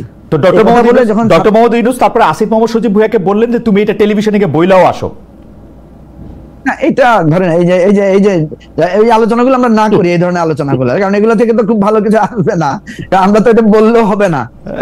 আসিফ মাহমুদ সজীব ভুঁইয়া এটা বলেছেন, এটার প্রতিবাদ করতে পারেন সেনাপ্রধান অথবা যারা ওখানে উপস্থিত ছিলেন তারা। আচ্ছা, এটা আমি আর আপনি শুধু ধারণাই করতে পারবো, আমরা কিছু বলতে পারবো না। এনিওয়ে, আমরা পুরানো কাসন্দি আমি ঘাটতে চাচ্ছি না। আমি আপনাকে যেটা বলতে চাচ্ছি, তাহলে সেনাবাহিনীর প্রধান যখন অ্যাড্রেস করেছে নেশনকে, সেনাবাহিনীর প্রধান যখন সকল রাজনৈতিক নেতাদেরকে ওনার সেনা ভবনে ডেকেছেন, সেনাবাহিনীর এটা উনি যে নিয়ম লঙ্ঘন করেছেন বা উনি যে ওনার চর্চার ক্ষমতার বাইরে করেছেন, এই প্রশ্নটা তো আমরা কেউ তুলছি না। আমরা তো ওনার ডাকে সরাসরি সবাই ক্যান্টনমেন্টে গিয়েছি। তাহলে এখন কেন আমরা প্রশ্ন তুলছি যে সেনাবাহিনী প্রধান নির্বাচনের ডেট নিয়ে কথা বলতে পারবেন না? এটা খুব যৌক্তিক কথা না? এই কথাটা জাহেদ ভাই তুলেছেন। এখন আমি আপনাকে বলি, সেনাবাহিনী প্রধানের কথাগুলোর মধ্যে যৌক্তিকতায় আমি কোনো ঘাটতি দেখি না, কারণ উনি ইতিহাসের একটা কঠিন সময়ে গুরুত্বপূর্ণ দায়িত্ব পালন করেছেন এবং এখনো করছেন। এখনো বাংলাদেশ সেনাবাহিনী ইনভলভ না হলে কোনো কেওয়াস, রাস্তায় যে সমস্ত মারামারি গন্ডগোল ঝামেলা হচ্ছে, কোনো কেওয়াস আমরা হ্যান্ডেল করতে পারছি না। প্রশ্ন হচ্ছে একটা, আমি আপনাকে বলি, একটা হচ্ছে যৌক্তিক, আরেকটা হচ্ছে কৌশলগত। একটা হচ্ছে নীতিগতভাবে সঠিক, আরেকটা হচ্ছে কৌশলগতভাবে ঠিক কিনা। সেনা প্রধানের এই বক্তব্যগুলো নীতিগতভাবে সঠিক, কৌশলগতভাবে আমি একটু কনফিউজ যে সঠিক না। কেন বলছি আমি আপনাকে?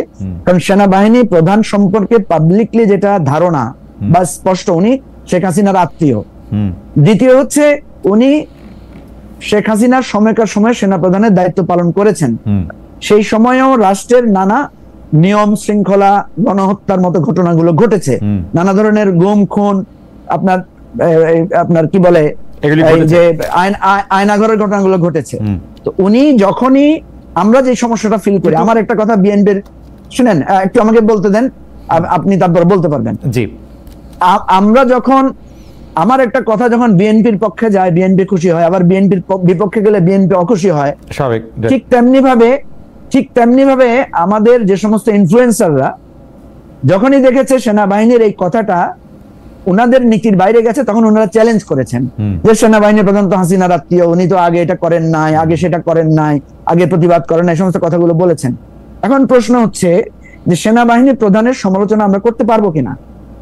আমরা ডক্টর ইউনূসের সমালোচনা করছি, আমরা খালেদা জিয়া যখন প্রধানমন্ত্রী ছিল ওনার বিরুদ্ধে রাস্তায় স্লোগান দিয়েছি। একটু দ্রুত বলতেন ভাই, একটু যদি দ্রুত শেষ করতেন, আরো অনেকগুলি প্রসঙ্গ ছিল। আমি যেটা বলতে চাচ্ছি যে আমি আবারও ডাক্তার জাহেদের ওই কথাটাকে রেফার করছি যে উনি বলছেন সবকিছু নিয়ম মতো চলবে, নট নেসেসারিলি। আমরা এমন একটা সময় পার করছি এখানে সবকিছু নিয়ম মতো চলছে না, এই জন্য আমি যারটা পাচ্ছি তাকে সহায় দিচ্ছি, কিন্তু নিজের ত্রুটিটা আমরা বলছি না। সেই জায়গা থেকে আমার বক্তব্য হচ্ছে যে আমাদের এই জায়গাগুলোতে যত বেশি কম বিতর্ক তুলে আমরা একটা সমাধানের পথে যেতে পারি। দেখেন ডাক্তার জাহেদ যতগুলো কথা ডক্টর ইউনূসের বিরুদ্ধে বলেছেন বেশিরভাগ কথাই সঠিক, কিন্তু তাহলে ডাক্তার জাহেদের তো উচিত ডক্টর ইউনূসের পদত্যাগ চাওয়া। বিএনপি এই যে আপনি বললেন চায় তো, বিএনপি আমি কিন্তু চেয়েছি, আমি ডক্টর ইউনূসকে বলেছি স্যার আপনি এবং আপনার পুরো এই উপদেষ্টা পরিষদ পদত্যাগ করলে আমি খুশি, কিন্তু আপনারা পদত্যাগ করলে রাষ্ট্র যে সঠিকভাবে চলবে সেটা যদি আমি নিশ্চয়তা পাইতাম তাহলে আপনার পদত্যাগ চাইতাম আমি। এখন বিএনপিও কিন্তু শেষ পর্যায়ে গিয়ে এত সমালোচনার পরেও ডক্টর ইউনূসকে বলে যে আপনাকে থাকতে হবে। আমাদেরকে মনে রাখতে হবে ডক্টর ইউনূস চাইতে শতগুণ যোগ্য লোক আমাদের বাংলাদেশে আছে, কিন্তু ডক্টর ইউনূসের মতো গ্রহণযোগ্য লোক একটাও আছে কিনা আপনি আমাকে দেখান। সমস্যাটা সেখানে, মানে যোগ্য এবং গ্রহণযোগ্য। আচ্ছা, আপনি একটু ছোট করে একটু মন্তব্য করেন তো, মানে আপনি যোগ্যতা এবং গ্রহণযোগ্যতা, আমার কাছে মনে হয় ডক্টর ইউনূস যে অ্যাসাইনমেন্ট হাতে নিয়েছেন সেই অ্যাসাইনমেন্টটা ওনার শেষ করা উচিত এবং শেষের আগে যত কম বিতর্ক করা যায়। মঞ্জু ভাই, আমি কিন্তু খুব বিনয়ের সাথে আমি বলতে চাই এই বিতর্কগুলি কিন্তু আমরা করি নাই। আপনি দেখেন করিডোর নিয়ে যে কথা উঠছে এটা আমরা শিখাই দিয়েছিলাম ডক্টর ইউনূসের তো পররাষ্ট্র উপদেষ্টারা এটা কইতে। একটা বিতর্কেরও কি আমরা এটার মধ্যে আসছি? আমরা কি ডক্টর ইউনূসকে শিখাই দিয়েছিলাম যে ডিসেম্বর মাসে গিয়া তুমি ইয়ার মধ্যে গিয়ে আপনি গিয়া বইলা আইসেন যে না আওয়ামী লীগ আমি কোনোদিন বহিষ্কার করবো না, কারণ আওয়ামী লীগ বহিষ্কার করা আমার এখতিয়ার না? আমরা কি এগুলি শিখাই দিয়েছিলাম যে আপনি হাসনাত যখন আন্দোলনে আসবে তখন ওদেরকে গরম ঠান্ডা পানি দিয়ে শীতল কইরা তারপর ওদের কথা আপনি 3 দিন পরে মাইনা নিয়েন? কোনোটাই তো আমরা শিখাই নাই। যেই কয়টা কথা ডক্টর জাহেদ বলছে এর একটাও কিন্তু ডক্টর জাহেদ এই বিতর্ক শুরু করে নাই, বিতর্ক শুরু করছে ডক্টর ইউনূস এবং তার পরিষদ। খালেদ ভাই, আমি তো বলছি আমি তো ভাই আপনাকে বললাম আপনার এই কথা তোলার দরকার ছিল না, তো আমি তো বলছি ডাক্তার জাহেদ যে কথাগুলো বলছে এটার 99% কারেক্ট। আমি তো সেটা স্বীকার করতেছি। Doctor Yunus bias, doctor Yunus fail করেছেন, ডক্টর ইউনূস আমাদের ঐক্য রক্ষা করেন নাই, ডক্টর ইউনূস এখন তার কোনো কন্ট্রোল নাই সরকারের উপরে। তাহলে ডক্টর ইউনূসের পদত্যাগের চাইতে আমাদের অসুবিধা কোথায়? আমরা সবাই মিলে একমত হলে ডক্টর ইউনূসের পদত্যাগের মাধ্যমে, কারণ আপনার কথা ঠিক এখানে আবার আপনার কথা ঠিক, সেই জন্য আমি এত কথা বললাম যে আসলেই কোনো গ্রহণযোগ্য লোক নাই। একটা লোকরে পাওয়া গেছে যে আমরা এটলিস্ট আমরা এটা বলতে পারছিলাম যে ডক্টর মোহাম্মদ ইউনূস আসলে আওয়ামী লীগ না বিএনপি না, কিছুটা এনসিপি, এটা উনি পরে বলছে, আমরা কিন্তু বলি নাই। এটা কিন্তু উনি বলছে, এটা আমাদের দোষ। আমি একটা প্রস্তাব দিতে চাই আপনার মাধ্যমে। ডক্টর ইউনূসের উচিত হবে এই সমস্ত যে অভিযোগগুলো ডাক্তার জাহেদ এবং বিএনপি একসাথে দিচ্ছে এটাকে একসাথে করে আমাদেরও প্রয়োজনে সমর্থন নিয়ে ডক্টর ইউনূস পদত্যাগ করুক, আমরা একটা নতুন সরকার করি। আর ডক্টর ইউনূস পদত্যাগ করে ডক্টর ইউনূস পদত্যাগ করে এনসিপির নেতৃত্ব গ্রহণ করুক, আরো অন্যান্য দলও যদি নিয়ে একটা জোট করুক। শুনেন, আমার ভালো হবে, এটা ভালো হবে, it's a very good suggestion. উনি ইলেকশন করুক, করে সংস্কার করুক। আমার কথা হচ্ছে এই কাদা ছোড়াছুড়ি, আমি ডাক্তার জাহেদের মতো একজন ব্যক্তি এই কাদা ছোড়াছুড়িতে ঢুকাটা আমার পছন্দ না, কারণ আমি চাই যে আমাদের গ্রহণযোগ্য লোকের সংখ্যা খুব কম, আমাদের যোগ্য লোকের কোনো অভাব নাই। মঞ্জু ভাই খুব সুন্দর করে একদম মানে কি বলে পাঠাতনটা রেডি করছেন। আমি খালি আমাদের একজন দর্শকের সাহায্য নেই, নিজামুল হক সুমন ওনার নাম, ডক্টর জাহেদ। উনি বলতেছেন 16 বছর অপেক্ষা করেছে বিএনপি, 6 মাস অপেক্ষা করতে অসুবিধা কোথায়? ডক্টর ইউনূস কথা না রাখতে পারলে জনগণ তাদের বিপক্ষে যাবে। ডক্টর জাহিদুর রহমানকে উদ্দেশ্য করে এটা বলা হয়েছে। ডক্টর জাহিদুর রহমান আগে পরের বিষয় নিয়ে আপনি যদি এই ব্যাপারগুলি একটু মনে রাখেন। আবারও একই প্রসঙ্গ, মাত্র 6 মাসের মধ্যে এমন কি হয়েছে? এবং আমি প্রশ্নটা করেছিলাম যে বিএনপির আসলে যদি ডক্টর ইউনূস আসলে কথা না রাখেন, বিএনপির আন্দোলন করে আসলে কোন সরকারকে হটানোর ক্ষমতা নাই বলে বিএনপি সবচেয়ে বেশি কনসার্ন। ক্ষমতা নেই আমি ঠিক বলছি না, মানে ডক্টর ইউনূস আসলে কিসের উপর ব্যাংক করছে সেটা বলি। তার আগে আমি মঞ্জু ভাইয়ের প্রশ্নটা একটু জবাব দিই। আমরা ডক্টর ইউনূসের সমালোচনা করছি, আমি এখনো মনে করি উনি থাকুন, উনি থেকে প্র্যাকটিক্যাল সিদ্ধান্ত নিয়ে প্র্যাগম্যাটিকলি উনি এখন আর অনেক কিছু করা যাবে না, আমরা ওই জায়গায় চলে এসেছি। মানে এটা তো হয়, আমরা পরীক্ষায় ছোটবেলায় যেতাম, আমাদেরকে শিখাই দিত সরল অঙ্ক আগে করো না, করলে এটা যদি ঝামেলা বেঁধে যায় তাহলে কিন্তু পারবো না। তো করলো, দুটো অঙ্ক মিললো না, তখন আমরা বসে নতুন করে চিন্তা করি, আচ্ছা ঠিক আছে আমি মোটামুটি আর কি কি করে যেতে পারি। এগুলো তো খুব বেসিক্স। উনি বিরাট স্বপ্ন নিয়ে এসছেন, বিরাট স্বপ্ন নিয়ে চেষ্টা করেছেন বলে মনে হচ্ছে, সময় নাই দেখাতে পারি, আসলে উনি আন্তরিকই ছিলেন না। দৈনিক সমকাল একটা রিপোর্ট এসছে যেখানে 121টা সংস্কার যেগুলো দলগুলোর কাছে পাঠানোই হয় না, এগুলো সরকারি করে ফেলতে পারে বলা হচ্ছে, এগুলোর কোনো খোঁজ খবর নাই। ডক্টর বদিউল আলম মজুমদার ওখানে অন রেকর্ড কথা বলেছেন, উনি ওনার সাথে কমিশনে আমি নিজে ছিলাম, আমার চেয়ারম্যান উনি। সো ওই আসল কাজ নাই, আমরা দেখছি। কিন্তু আমি যে কথাটা বলতে চাইছি যে ওনাকে আমরা সমালোচনা আসলে এখনো করছি, উনি যাতে ওনার কোর্স অফ অ্যাকশন ঠিক করেন। সমালোচনা মানে এটা হাসিনার সমালোচনা না। আমি এখন এই কথা বলতে প্রস্তুত, 5 আগস্টের পর ডক্টর ইউনূস যদি দায়িত্ব না নিতেন, আমি বহুবার বলেছি, বহির্বিশ্ব বিশেষ করে ভারতের চাপ, আওয়ামী লীগের নানা রকম অপতৎপরতার বিরুদ্ধে আমাদের এত ভালো কিছু হতো না। এই টাইমটা উনি পার করে দিয়েছেন। ফ্র্যাঙ্কলি স্পিকিং, উনি তো অলরেডি জানিয়েছেন যে উনি নাও থাকতে পারেন। এটা ঠিক হোক বা উনি যদি সত্যি অভিমান করে চলে যেতে চান, আমাদের তো আসলে চলতে হবে, এবং আমাদের টার্বুলেন্ট টাইমটাও আমরা কাটিয়ে এসেছি। We might think in a different way. আর আপনি যে কথাটা বলছেন বিএনপি, আসলে বিএনপির ভয়টা ভিন্ন জায়গায়। বিএনপির যে শক্তি আছে, আমি ধরুন বিএনপি রাস্তায় নেমে গেল নির্বাচন নিয়ে, ঢাকার রাস্তায় তারা বসে পড়লো যে আমাকে নির্বাচনের তফসিল ঘোষণা করতে হবে, নাহলে আমি যাবো না, বিভাগীয় শহরগুলোতে হলো। মানে তাহলে সরকার আসলে বিএনপিকে কিভাবে হ্যান্ডেল করবে? সরকার কি শেখ হাসিনা হবে? ডক্টর ইউনূস শেখ হাসিনার মতো এখানে মাঠে মারাত্মক গোলাগুলি করবে, তারপরে তাদেরকে গায়েবী মামলা দেবে, জেলে নেবে, টর্চার করবে, এসব করবে? উত্তর হচ্ছে আমি বিশ্বাস করি না ডক্টর ইউনূসের নিজের সেই ইচ্ছাও আছে। তর্কের খাতিরে ধরে নিলাম উনি শেখ হাসিনা হতে চাইলেন, ওনার সেই আদেশ এক্সিকিউট করার জন্য কি এই পুলিশ প্রস্তুত আছে? উত্তর হচ্ছে না। আমিও মনে করি হয়তো বিএনপি এটা ভাবছে যে ডেডলক যদি খুব বাজে হয়ে যায়, তখন কোনো না কোনো ধরনের ইন্টারভেনশন বা অন্য কিছু হয় কিনা, সম্ভবত তারা সেটা ভেবে থাকতে পারে। সেটা মাথায় রেখেই হয়তো তারা এখন মাঠে থাকার চেষ্টা করবেন এই বিবেচনা করে। কিন্তু সরকারকে নির্বাচনে বাধ্য করার মতো যথেষ্টের বেশি শক্তি পার্টি হিসেবে বিএনপির আছে। ওর মতে জনগণ খুব বেশি কানেক্টেড হোক। ডক্টর জাহিদুর রহমান, এই ব্যাপারটা পরিষ্কার। আপনি আমাকে এই প্রসঙ্গে একটু আপনি আমার কথা বলেন। একই প্রসঙ্গে আমি মঞ্জু ভাইয়ের কাছেও শুনতে চাইবো, সেটা হচ্ছে এনসিপি এবং বিএনপির দাবির মধ্যে ফারাকের জায়গাটা যদি আমরা দেখি। এনসিপি কিন্তু ইলেকশন চায় না এরকম বলে না, ধরেন অন্য পার্টিগুলিও ইলেকশন চায় না এরকম বলে না। এনসিপির যদি আমরা ধরে নেই যে ডক্টর ইউনূসের পার্টি, সেই হিসাবে আমি বলতেছি, তারা বলতেছে কিছুটা সংস্কার করতে হবে, কিছুটা দেখানোর মতো বিচার করতে হবে। আপনি দেখেন সংস্কারে যেগুলি বিএনপির মানলে কোনো অসুবিধাই নাই, বিএনপি সংস্কারের কথা বললে 31 দফা নামের একটি কুমিরের ছানা 4 বার 7 বার 8 বার 49 বার দেখায়, সেই জায়গার মধ্যে থেকে যেইগুলি না মানলে কোনো অসুবিধা নাই, সেগুলির মধ্যে লাল লাল লাল লাল লাল লাল দাগ দিয়ে রাখছে। কেন? আমার কাছে মনে হয় বিএনপি নির্বাচনের জন্য প্রস্তুত না, এটা আমার হাইপোথিসিস। সেই জন্য বিএনপি এই সংস্কারটা, যদি আজকে বিএনপি রাজি হইতো, জুন মাসের মধ্যে সংস্কার হয়ে যেত, জুলাই মাসের মধ্যে নির্বাচনের তফসিল ঘোষণা হয়ে যেত, অগাস্ট সেপ্টেম্বর অক্টোবর নভেম্বরের ইলেকশন হয়ে যেত। বিএনপি যেহেতু প্রস্তুত না, মাঠ পর্যায়ে বিএনপির স্ট্রেংথ বিএনপি জানে না, সেই জন্য বিএনপি এই সংস্কার, এনসিপির ঘাড়ে দোষ, ইউনূস চায় না এবং অন্যান্য চাপ টাপ। দেখেন তারেক সাহেবও দেশে আসে নাই। আপনি যদি একটু বলতেন যে আমার হাইপোথিসিস হচ্ছে বিএনপি চায় না ইলেকশন আসলে। আচ্ছা আমি খালেদ ভাই, আমি আপনাকে বলি, আপনি ধরেন ডক্টর ইউনূস, আমি বিএনপির একজন টপ লিডার, আমি বললাম আমি একটা সংস্কারও মানি না এতক্ষণ পর্যন্ত, যতগুলো মানছিলাম এখন ওগুলোও মানি না, আরো যেগুলো মানি না তত আছে, একটাও মানি না। আপনি কি এটার জন্য ইলেকশন দেবেন না? না, আমি দিব, কিন্তু মুশকিল হচ্ছে আচ্ছা এক নাম্বার খেয়াল করেন। জি, তার মানে ব্যাপারটা হচ্ছে এই, আমরা কাউকে ঘাড় ধরে সংস্কার মানা, মানে আমি ইভেন একজন কমিশন চেয়ারম্যান, যিনি ঐক্যমত্য কমিশনের চেয়ার মেম্বার, তিনিও বলছেন যে বল এখন রাজনৈতিক দলগুলোর কোর্টে তারা সংস্কার মেনে নিলে ইলেকশন হবে। সো সংস্কারের সাথে রিলেট করা হচ্ছে। বিএনপি বা আর কোন দল একটা সংস্কারও না মানার জন্য যে কনসিকুয়েন্স হতে পারে তার পাবলিক স্ফিয়ারে, পলিটিক্যাল স্ফিয়ারে, সেটা মেনে নিয়ে যদি সে সংস্কার না মেনে নিতে চায়, who are we to say that যে তোমাকে মানতে হবে?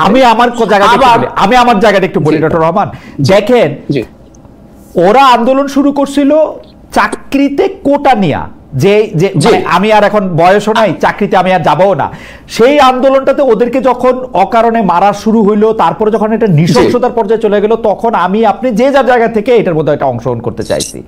কিন্তু পাশাপাশি তো এইটাও চাইছি দেশটা আরেকটা হাসিনার কাছে না আসুক, পাশাপাশি তো এইটাও চাইছি একই রকম জায়গা থেকে না আসুক।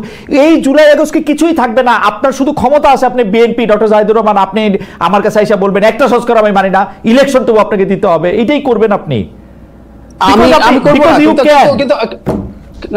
না খালেদ ভাই, আমি 5 তারিখের পর থেকে একটা একাডেমিক ডিবেট অনেকগুলো প্রোগ্রামে করেছি, এবং আমি এইটা যদি কোনোদিন কেউ ব্রডার স্কেলে করতে চায় আমি তার সাথে করতে প্রস্তুত আছি। সেটা হলো সংস্কার বলে কনস্টিটিউশনাল বা লিগ্যাল কতগুলো জিনিস স্ট্রাকচার ঠিক করে আমরা যদি মনে করি শেখ হাসিনা ঠেকানোর পথ বন্ধ হবে, এটা আটার স্টুপিডিটি। আমি স্টুপিডিটি শব্দটা জেনে শুনে বলছি, and I can debate with anybody। গত 20 বছর থেকে পৃথিবীতে আলোচনা হচ্ছে, আমি একটা বিখ্যাত বইয়ের উদাহরণই দিই, 16 সালে সম্ভবত বেরিয়েছে সেই বিখ্যাত বই হাউ ডেমোক্রেসিস ডাই, লেভিটস্কি আর জিবলাতের। তারা দেখিয়েছেন কিভাবে কনস্টিটিউশনাল ফ্রেমওয়ার্কের মধ্যে থেকে দেশে দেশে স্বৈরতন্ত্র আসছে। 2006 সালের পর থেকে ডেমোক্রেটিক ডিক্লাইন চলতেছে পৃথিবীতে। ইউরোপের মাটিতে নিও ফ্যাসিস্ট পার্টি, ইটালিতে ব্রাদার্স অফ ইটালি ক্ষমতায় এসেছে, জার্মানিতে এএফডি, আপনি যে দেশে ছিলেন দীর্ঘদিন, এএফডি ডাবল সিট পেয়েছে। এগুলো সবই ফ্রেমওয়ার্কের মধ্যে দিয়ে হয়েছে। তো আমরা যদি মনে করি এটার মাধ্যমে হাসিনাকে করব, তখন আমার কাছে মনে হয় যে এই ওভার এস্টিমেট করার মধ্যে কোনো প্রবলেম আছে। আমি আপনার বক্তব্যের সাথে একদম একমত, কিন্তু আমি মনে করি মাত্র 2টা সংস্কার, যে সংস্কারের লিস্ট নিয়ে আমি বসছি, সেই 2টা সংস্কার হইলে বাংলাদেশের রাজনীতির 53 বছরে বেশি সংস্কার হবে। একটা হচ্ছে 2বারে বেশি প্রধানমন্ত্রী হতে পারবে না, জীবনেও না, এবং প্রধানমন্ত্রী দলীয় প্রধান পদে থাকতে পারবেন না। আমার এই 2টা দেন, এই 2টার ব্যাপারে আমি আপনার সাথে এটা নিয়েও দ্বিমত করি, একমত হতে পারে তারা। আমি একটা উদাহরণ দিই তাহলে। বিজেপি ক্ষমতায় আসার আগে 14 সালে 4 থেকে 14 কংগ্রেস ক্ষমতায় ছিল। কংগ্রেস ক্ষমতায় থাকাকালীন সময়ে 4-এ যখন প্রথম জিতলো, তখন সোনিয়া গান্ধী প্রাইম মিনিস্টার হবে, উনি কংগ্রেস প্রধান। এই আলাপ হলো, বিজেপি শোরগোল শুরু করলো, উনি তো জন্মগতভাবে ভারতীয় না, কিভাবে সে প্রাইম মিনিস্টার হয়, and she did brilliantly, she decided যে তিনি প্রাইম মিনিস্টার হন নাই। ওই 10 বছর ভারতের প্রাইম মিনিস্টার কি মনমোহন সিং ছিল? আমরা একটু ভালো মতো খোঁজ খবর করলে জানি। সুতরাং আমরা যদি মনে করি এগুলো করলে হবে, আমি আবারও বলছি, প্লিজ খালেদ ভাই, ডোন্ট মিসআন্ডারস্ট্যান্ড মি, এগুলো করা যাবে না, করতে হবে না, আমি তা বলছি না। কিন্তু আমি ভারতের উদাহরণটা দিয়ে দেখলাম, 10 বছর ডিফ্যাক্টো প্রাইম মিনিস্টার আসলে ছিলেন সোনিয়া গান্ধী, প্রতিষ্ঠিত। ওকে ডক্টর রহমান, আপনার সাথে কথা বলা তো খুবই আনন্দদায়ক। আমি বরং এখনকার ভারতের দিকে আপনার দৃষ্টি দেই। অমিত শাহ বিজেপির প্রধান, নরেন্দ্র মোদী প্রধানমন্ত্রী, তার ফলে হয়েছে কি, সবকিছু গোপালগঞ্জে যায় নাই, কিছু কিছু ফরিদপুর মানে পটুয়াখালীও গেছে। তো কিছু কিছু পটুয়াখালী যাওয়ার পরে এই যে ক্ষমতাটার একটু হলেও ভাগ হয়, একজন হজরত হয়ে ওঠেন না, এইটারও একটু দরকার আছে। যাই হোক, আপনার কথা আমি শতভাগ আমি আপনার মানলাম। আমরা একটু শেষ প্রসঙ্গের দিকে যাইতেছি, সেহেতু মঞ্জু ভাইয়ের কাছে একটু শুনে আসি। যে মঞ্জু ভাই, আপনার কাছে কি মনে হয় না যে বিএনপি সংস্কার নিয়ে যেরকম দাঁড়ায় আছে সবকিছুর মধ্যে, মানে মানে সংস্কারের মধ্যে থেকে যেগুলি আপত্তি তুলতেছে, বা এনসিপি যেগুলিকে খুব আপত্তির জায়গা বলে মনে করতেছে বা অনেকেই বলতেছেন, সেটা বেশিরভাগই থিওরিটিক্যাল, এটার কোনো প্র্যাকটিক্যাল এটা না। কারণ হাসিনা, সাবেক প্রধানমন্ত্রী শেখ হাসিনা একটা অন্যায়ও করেন নাই সংবিধান দেখা দেখা।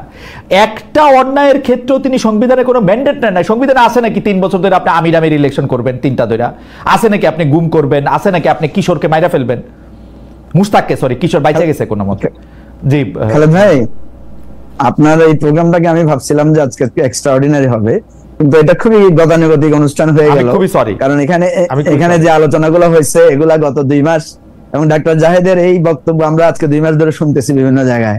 আমি ভাবছিলাম যে আপনি একটা ডিফারেন্ট অ্যাসপেক্ট থেকে আলোচনাটা করবেন। রাইট, দেখেন আমি একটু বলি। প্রথম কথা হচ্ছে যে এই পৃথিবীতে বেশিরভাগ গণ অভ্যুত্থানই ব্যর্থ হয়েছে। এই গণ অভ্যুত্থানের সবচেয়ে বড় অর্জন হচ্ছে হাসিনার পালানো, এবং সেটা ইন্ডিয়াতে পালানো। এবং এইবারের মতো যে পতন আওয়ামী লীগের হয়েছে, এটা পৃথিবীতে ক্ষমতাসীন দলের পতনের ইতিহাস যদি লেখা হয়, তাহলে এটা একটা রিমার্কেবল ইতিহাস হয়ে থাকবে। সো এটা একটা বড় আমাদের অর্জন।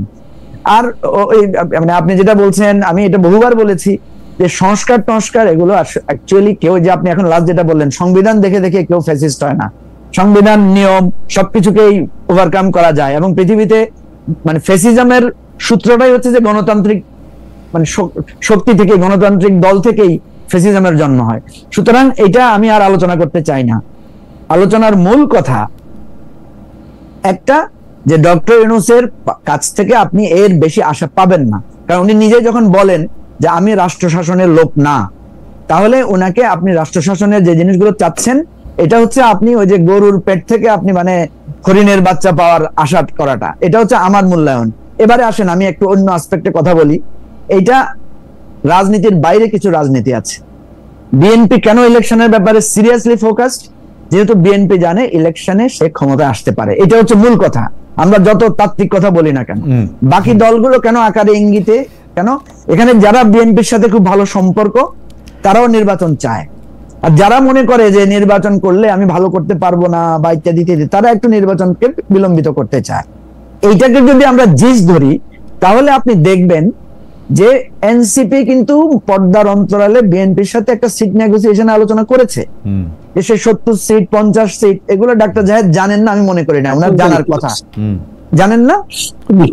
আচ্ছা, তাহলে আপনি একটু জানবেন, আমি আপনাকে বিভিন্ন জায়গাটা মানে বিএনপির সাথে আলোচনা করেছে, এটা আপনি বলছেন। যাই হোক, করেছে, জি হ্যাঁ। তো তাহলে দেখা যাচ্ছে এখানে মূল বিষয়টা যেটা দাঁড়াচ্ছে সেটা হচ্ছে যে আমরা যদি এখন ধরেন হাইপোথেটিক্যালি ধরলাম, কালকে একটা পর্দার অন্তরালে একটা আন্ডারস্ট্যান্ডিং হয়ে গেল, সিট ভাগাভাগি হয়ে গেল, তাহলে দেখবেন ইলেকশন মানে সেপ্টেম্বরে ইলেকশন জন্য সবাই একমত হয়ে যাবে। ঠিক আছে, আমি আপনাকে একটা কথা বলি, এটা অফ দ্য রেকর্ড সবাই জানে, যে আমি ধরেন উদাহরণ, আমি ডাক্তার জাহেদকে প্রশ্নটা করতে চাই, আপনাকেও করতে চাই। ধরেন জামাত একটা শক্তিশালী রাজনৈতিক দল, এখন জামাত কিন্তু ইলেকশনের ব্যাপারে একটু পিছ টান আছে, যে ইলেকশন একটু বিলম্বিত হোক, অসুবিধা নাই। বিএনপি যদি কালকে জামাতকে বলে যে আপনাদেরকে আমরা 50টা সিট ছেড়ে দিব, বাহিনী কোনো সঠিক মেজার নিতে পারবে না, এবং এই সরকারের এই ক্ষমতা নাই এই জায়গায় থামাইতে পারে। আপনি দেখেন, আপনি কথা বলেন মঞ্জু ভাই, আপনি আমাদের আর একদম সময় নেই, মানে যতটুকু পারা ছিল আমরা 2 মিনিট শুধু ডক্টর জাহেদকে শুনতে পারবো। ডক্টর জাহেদ, আমার প্রশ্নটা হচ্ছে যে পারফরমেন্স এর থেকে বেটার আর হবে না শুধু, কিন্তু আমার প্রশ্ন হচ্ছে পারফরমেন্স বেটার হলে, যেহেতু এটা টিম স্পোর্ট, আমরা যারা সরকারে নাই বা আমরা যারা উনার সমালোচনা করতেছি তারা সবাই ওনাকে সহযোগিতা করেছি কিনা, আমরা যারা স্টেক হোল্ডার আছি, আর হচ্ছে যে বেটার না হলে প্রত্যেক করার কথা উনি বলছেন, আপনি এটার মধ্যে থেকে যদি একটু মন্তব্য করেন, শেষ আমাদের আর আমরা মানে আমি আসলে এটাই এক্সপেক্ট করি, ডক্টর ইউনূস অত্যন্ত প্রাজ্ঞ গণতান্ত্রিক একজন মানুষ, সমালোচনাকে সেভাবে নেবেন, এবং সমালোচনাটাও টাফ হওয়া মানে এইটা উনি যাতে ইন্টারপ্রিট না করেন যে প্রত্যেকে তাকে চলে যেতে বলছে, এটা তার বোঝা উচিত যে তিনি সঠিক পথে নেই, অন্তত কিছু মানুষ মনে করছে। আমি বলছি না তাকে সব আমাদের কথা মতো করতে হবে, কিন্তু উনি একটা রিকনসিডার করবেন, এটা খুব জরুরি। আর যেটা হয়েছে খালেদ ভাই, আমি তো এত খোলাখুলি বলে ফেলতে চাইও না, যারা এই সরকারের বিভিন্ন জায়গায় আছে, আপনার আমার মঞ্জু ভাই সবারই কম বেশি পরিচিত মানুষজন, সুতরাং সরকারের ভেতরে ডিনামিক্সটাও আমরা আসলে খানিকটা বুঝি। সুতরাং বাইরে থেকেও আসলে পরিস্থিতিটা কেমন সেটাও সরকারের দেখা দরকার, তাদের পদক্ষেপগুলো বা তাদের চিন্তাগুলো যে মানুষ বুঝতে পারছে বা অ্যাটলিস্ট সন্দেহ তৈরি হচ্ছে, এটা হলে আমরা মনে করি সরকারটা একটা রাইট ট্র্যাকে থাকার সম্ভাবনা তৈরি হবে। আর আমি এখনো বলছি যে ওই যে মঞ্জু ভাই বললেন যে ব্যালট বাক্স এখানে মারামারি, এটা ব্যালট বাক্স চুরি বা চিন্তায় ঠেকাতে পারবেন না টাইপের কথা প্রধান উপদেষ্টা বলেছেন বলে পত্রিকায় সূত্রের মারফত নিউজ এসছে, সেটা পুরনো কথা। তাহলে তো আসলে জুনে উনি কিভাবে রাতারাতি এই 6 মাসের মধ্যে পেরে যাবেন, এই প্রশ্নগুলো আসবে, এবং তিনি যদি শেষ পর্যন্ত এটা মনে না করেন, উনি যদি না পেরে ওঠেন বলে মনে হয়, শুড ট্রাই। আমরা জানি না যে আমরা পারবো কিনা, তেমন কাউকে পাবো কিনা, আমি এটা অন্তত বলতে প্রস্তুত আছি। আই এম সরি এভাবে বলার জন্য, আমরা ওনাকে সবসময় সমর্থন করেছি। শুরুর দিকে যে জরুরি প্রয়োজন ছিল সেটা অনেক ভালো হয়েছে। শেখ হাসিনা বাংলাদেশকে ধ্বংসস্তূপে পরিণত করেছে, এবং কতটা করেছে এটা ডক্টর ইউনূসের চাইতে আমরা বেশি জানি। আমি আবারও বলছি, ডক্টর ইউনূসের চাইতে বেশি জানি, কারণ মেটিকুলাসলি আমরা এগুলো ফলো করেছি, কথা বলেছি। উনি আসলে বিশ্ব ব্যক্তিত্ব বাইরে ছিলেন, কিন্তু এই ডিস্ট্রাক্টেড সিস্টেমের মধ্যে থেকেও আরো ফার বেটার পারফর্ম করার সুযোগ ছিল, তিনি তার অনেক ক্ষেত্রেই ব্যর্থতার কারণে এটা করতে পারেন। এক লাইনের কোশ্চেন ডক্টর জাহিদকে দিয়ে শুরু, মঞ্জু ভাইকে দিয়ে শেষ, এবং আমাদের অনুষ্ঠান শেষ করা, সেটা হচ্ছে ইলেকশন কবে হবে বলে মনে করেন? মানে যুক্তি না, মানে এটা একটা ফোরকাস্ট, জ্যোতিষী প্রশ্ন, জ্যোতির্বিদ্যা না। দুইটা না, আমি আগে জাহিদকে শুনি, আপনি শেষ কথা বলবেন মঞ্জু ভাই, আপনি বলবেন শেষ কথা।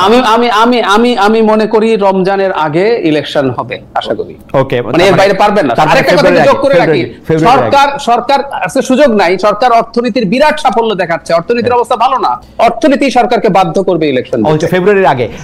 মঞ্জু ভাই আপনি বলেন, আপনি মিড ফেব্রুয়ারি মানে রমজানের আগে আর কি। ওকে, মিড ফেব্রুয়ারি। আর মঞ্জু ভাই আপনি বলেন, মঞ্জু ভাই আটকে গেছে। জি, বিএনপি, সেনা প্রধান এবং ডক্টর ইউনূস, এই তিনজন। বিএনপি বলতে আমি আরো স্পেসিফিক্যালি বলি তারেক রহমান, ডক্টর ইউনূস এবং সেনাবাহিনী প্রধান, এই তিনজন যদি দূরত্বটা কমিয়ে এক জায়গায় আসেন, তাহলে নভেম্বরে ইলেকশন দেওয়া সম্ভব এবং একটা খুব বেস্ট ইলেকশন আমাদের এখানে সম্ভব। নাম্বার 1। নাম্বার 2 হচ্ছে হবে কবে? না, এটা জ্যোতিষী প্রশ্ন মঞ্জু ভাই, জ্যোতির্বিদ্যা না, এটা জ্যোতিষী প্রশ্ন। আপনি বলেন কবে হবে, কাটটা মিলে সেটা পরে দেখব। যদি এই তিনটা জায়গায় সলিউশন হয়, দূরত্বটা কমে এক জায়গায় আসেন, তাহলে ডিসেম্বর ফেব্রুয়ারি হতে পারে, নাইলে ইলেকশন হবে আরো 2 বছর পরে। ওকে, আপনার কাছে কি মনে হয়, কোনটা মনে হয় আপনার কাছে সেটা বলেন, মানে যদি কিন্তু বাদ দিয়া আমরা পরে এটা মিলাবো, মানে আমরা এটা মনে রাখবো আর কি, কাটটা মিলছে। জাহেদ বলছে মিড ফেব্রুয়ারি। ডক্টর ইউনূস যদি রিজাইন করেন তাহলে একটা আবার এটা যদি দেওয়া হবে না, আপনি বলেন কবে হবে, যদি দেওয়া হবে না। খালেদ ভাই, এটা হচ্ছে পলিটিশিয়ান, বুঝছেন? যদি দেন আপনি বলেন না কবে হবে। মঞ্জু ভাই বলতে পারবে, মঞ্জু ভাই বলেন যে ধরেন আমি তো পলিটিশিয়ানই, এটা কি গালি দিলেন? আচ্ছা ঠিক আছে, জনাব মুজিবুর রহমান মঞ্জু, আপনাকে অনেক ধন্যবাদ ডক্টর জাহিদুর রহমান। আমরা আজকে অনেকগুলি বিষয় নিয়ে আসলে কথা বলতে চেয়েছি, কথা বলেছে, যদিও মঞ্জু ভাই বলেছেন গতানুগতিক একটা অনুষ্ঠানের মতো হয়েছে, সরি। তো আমরা আশা করবো যে পরে আরো অনুষ্ঠান আরো অনেক ভালো হবে। দর্শক আপনাদেরকে অনেক অনেক ধন্যবাদ ডক্টর জাহেদ, এবং ধন্যবাদ জনাব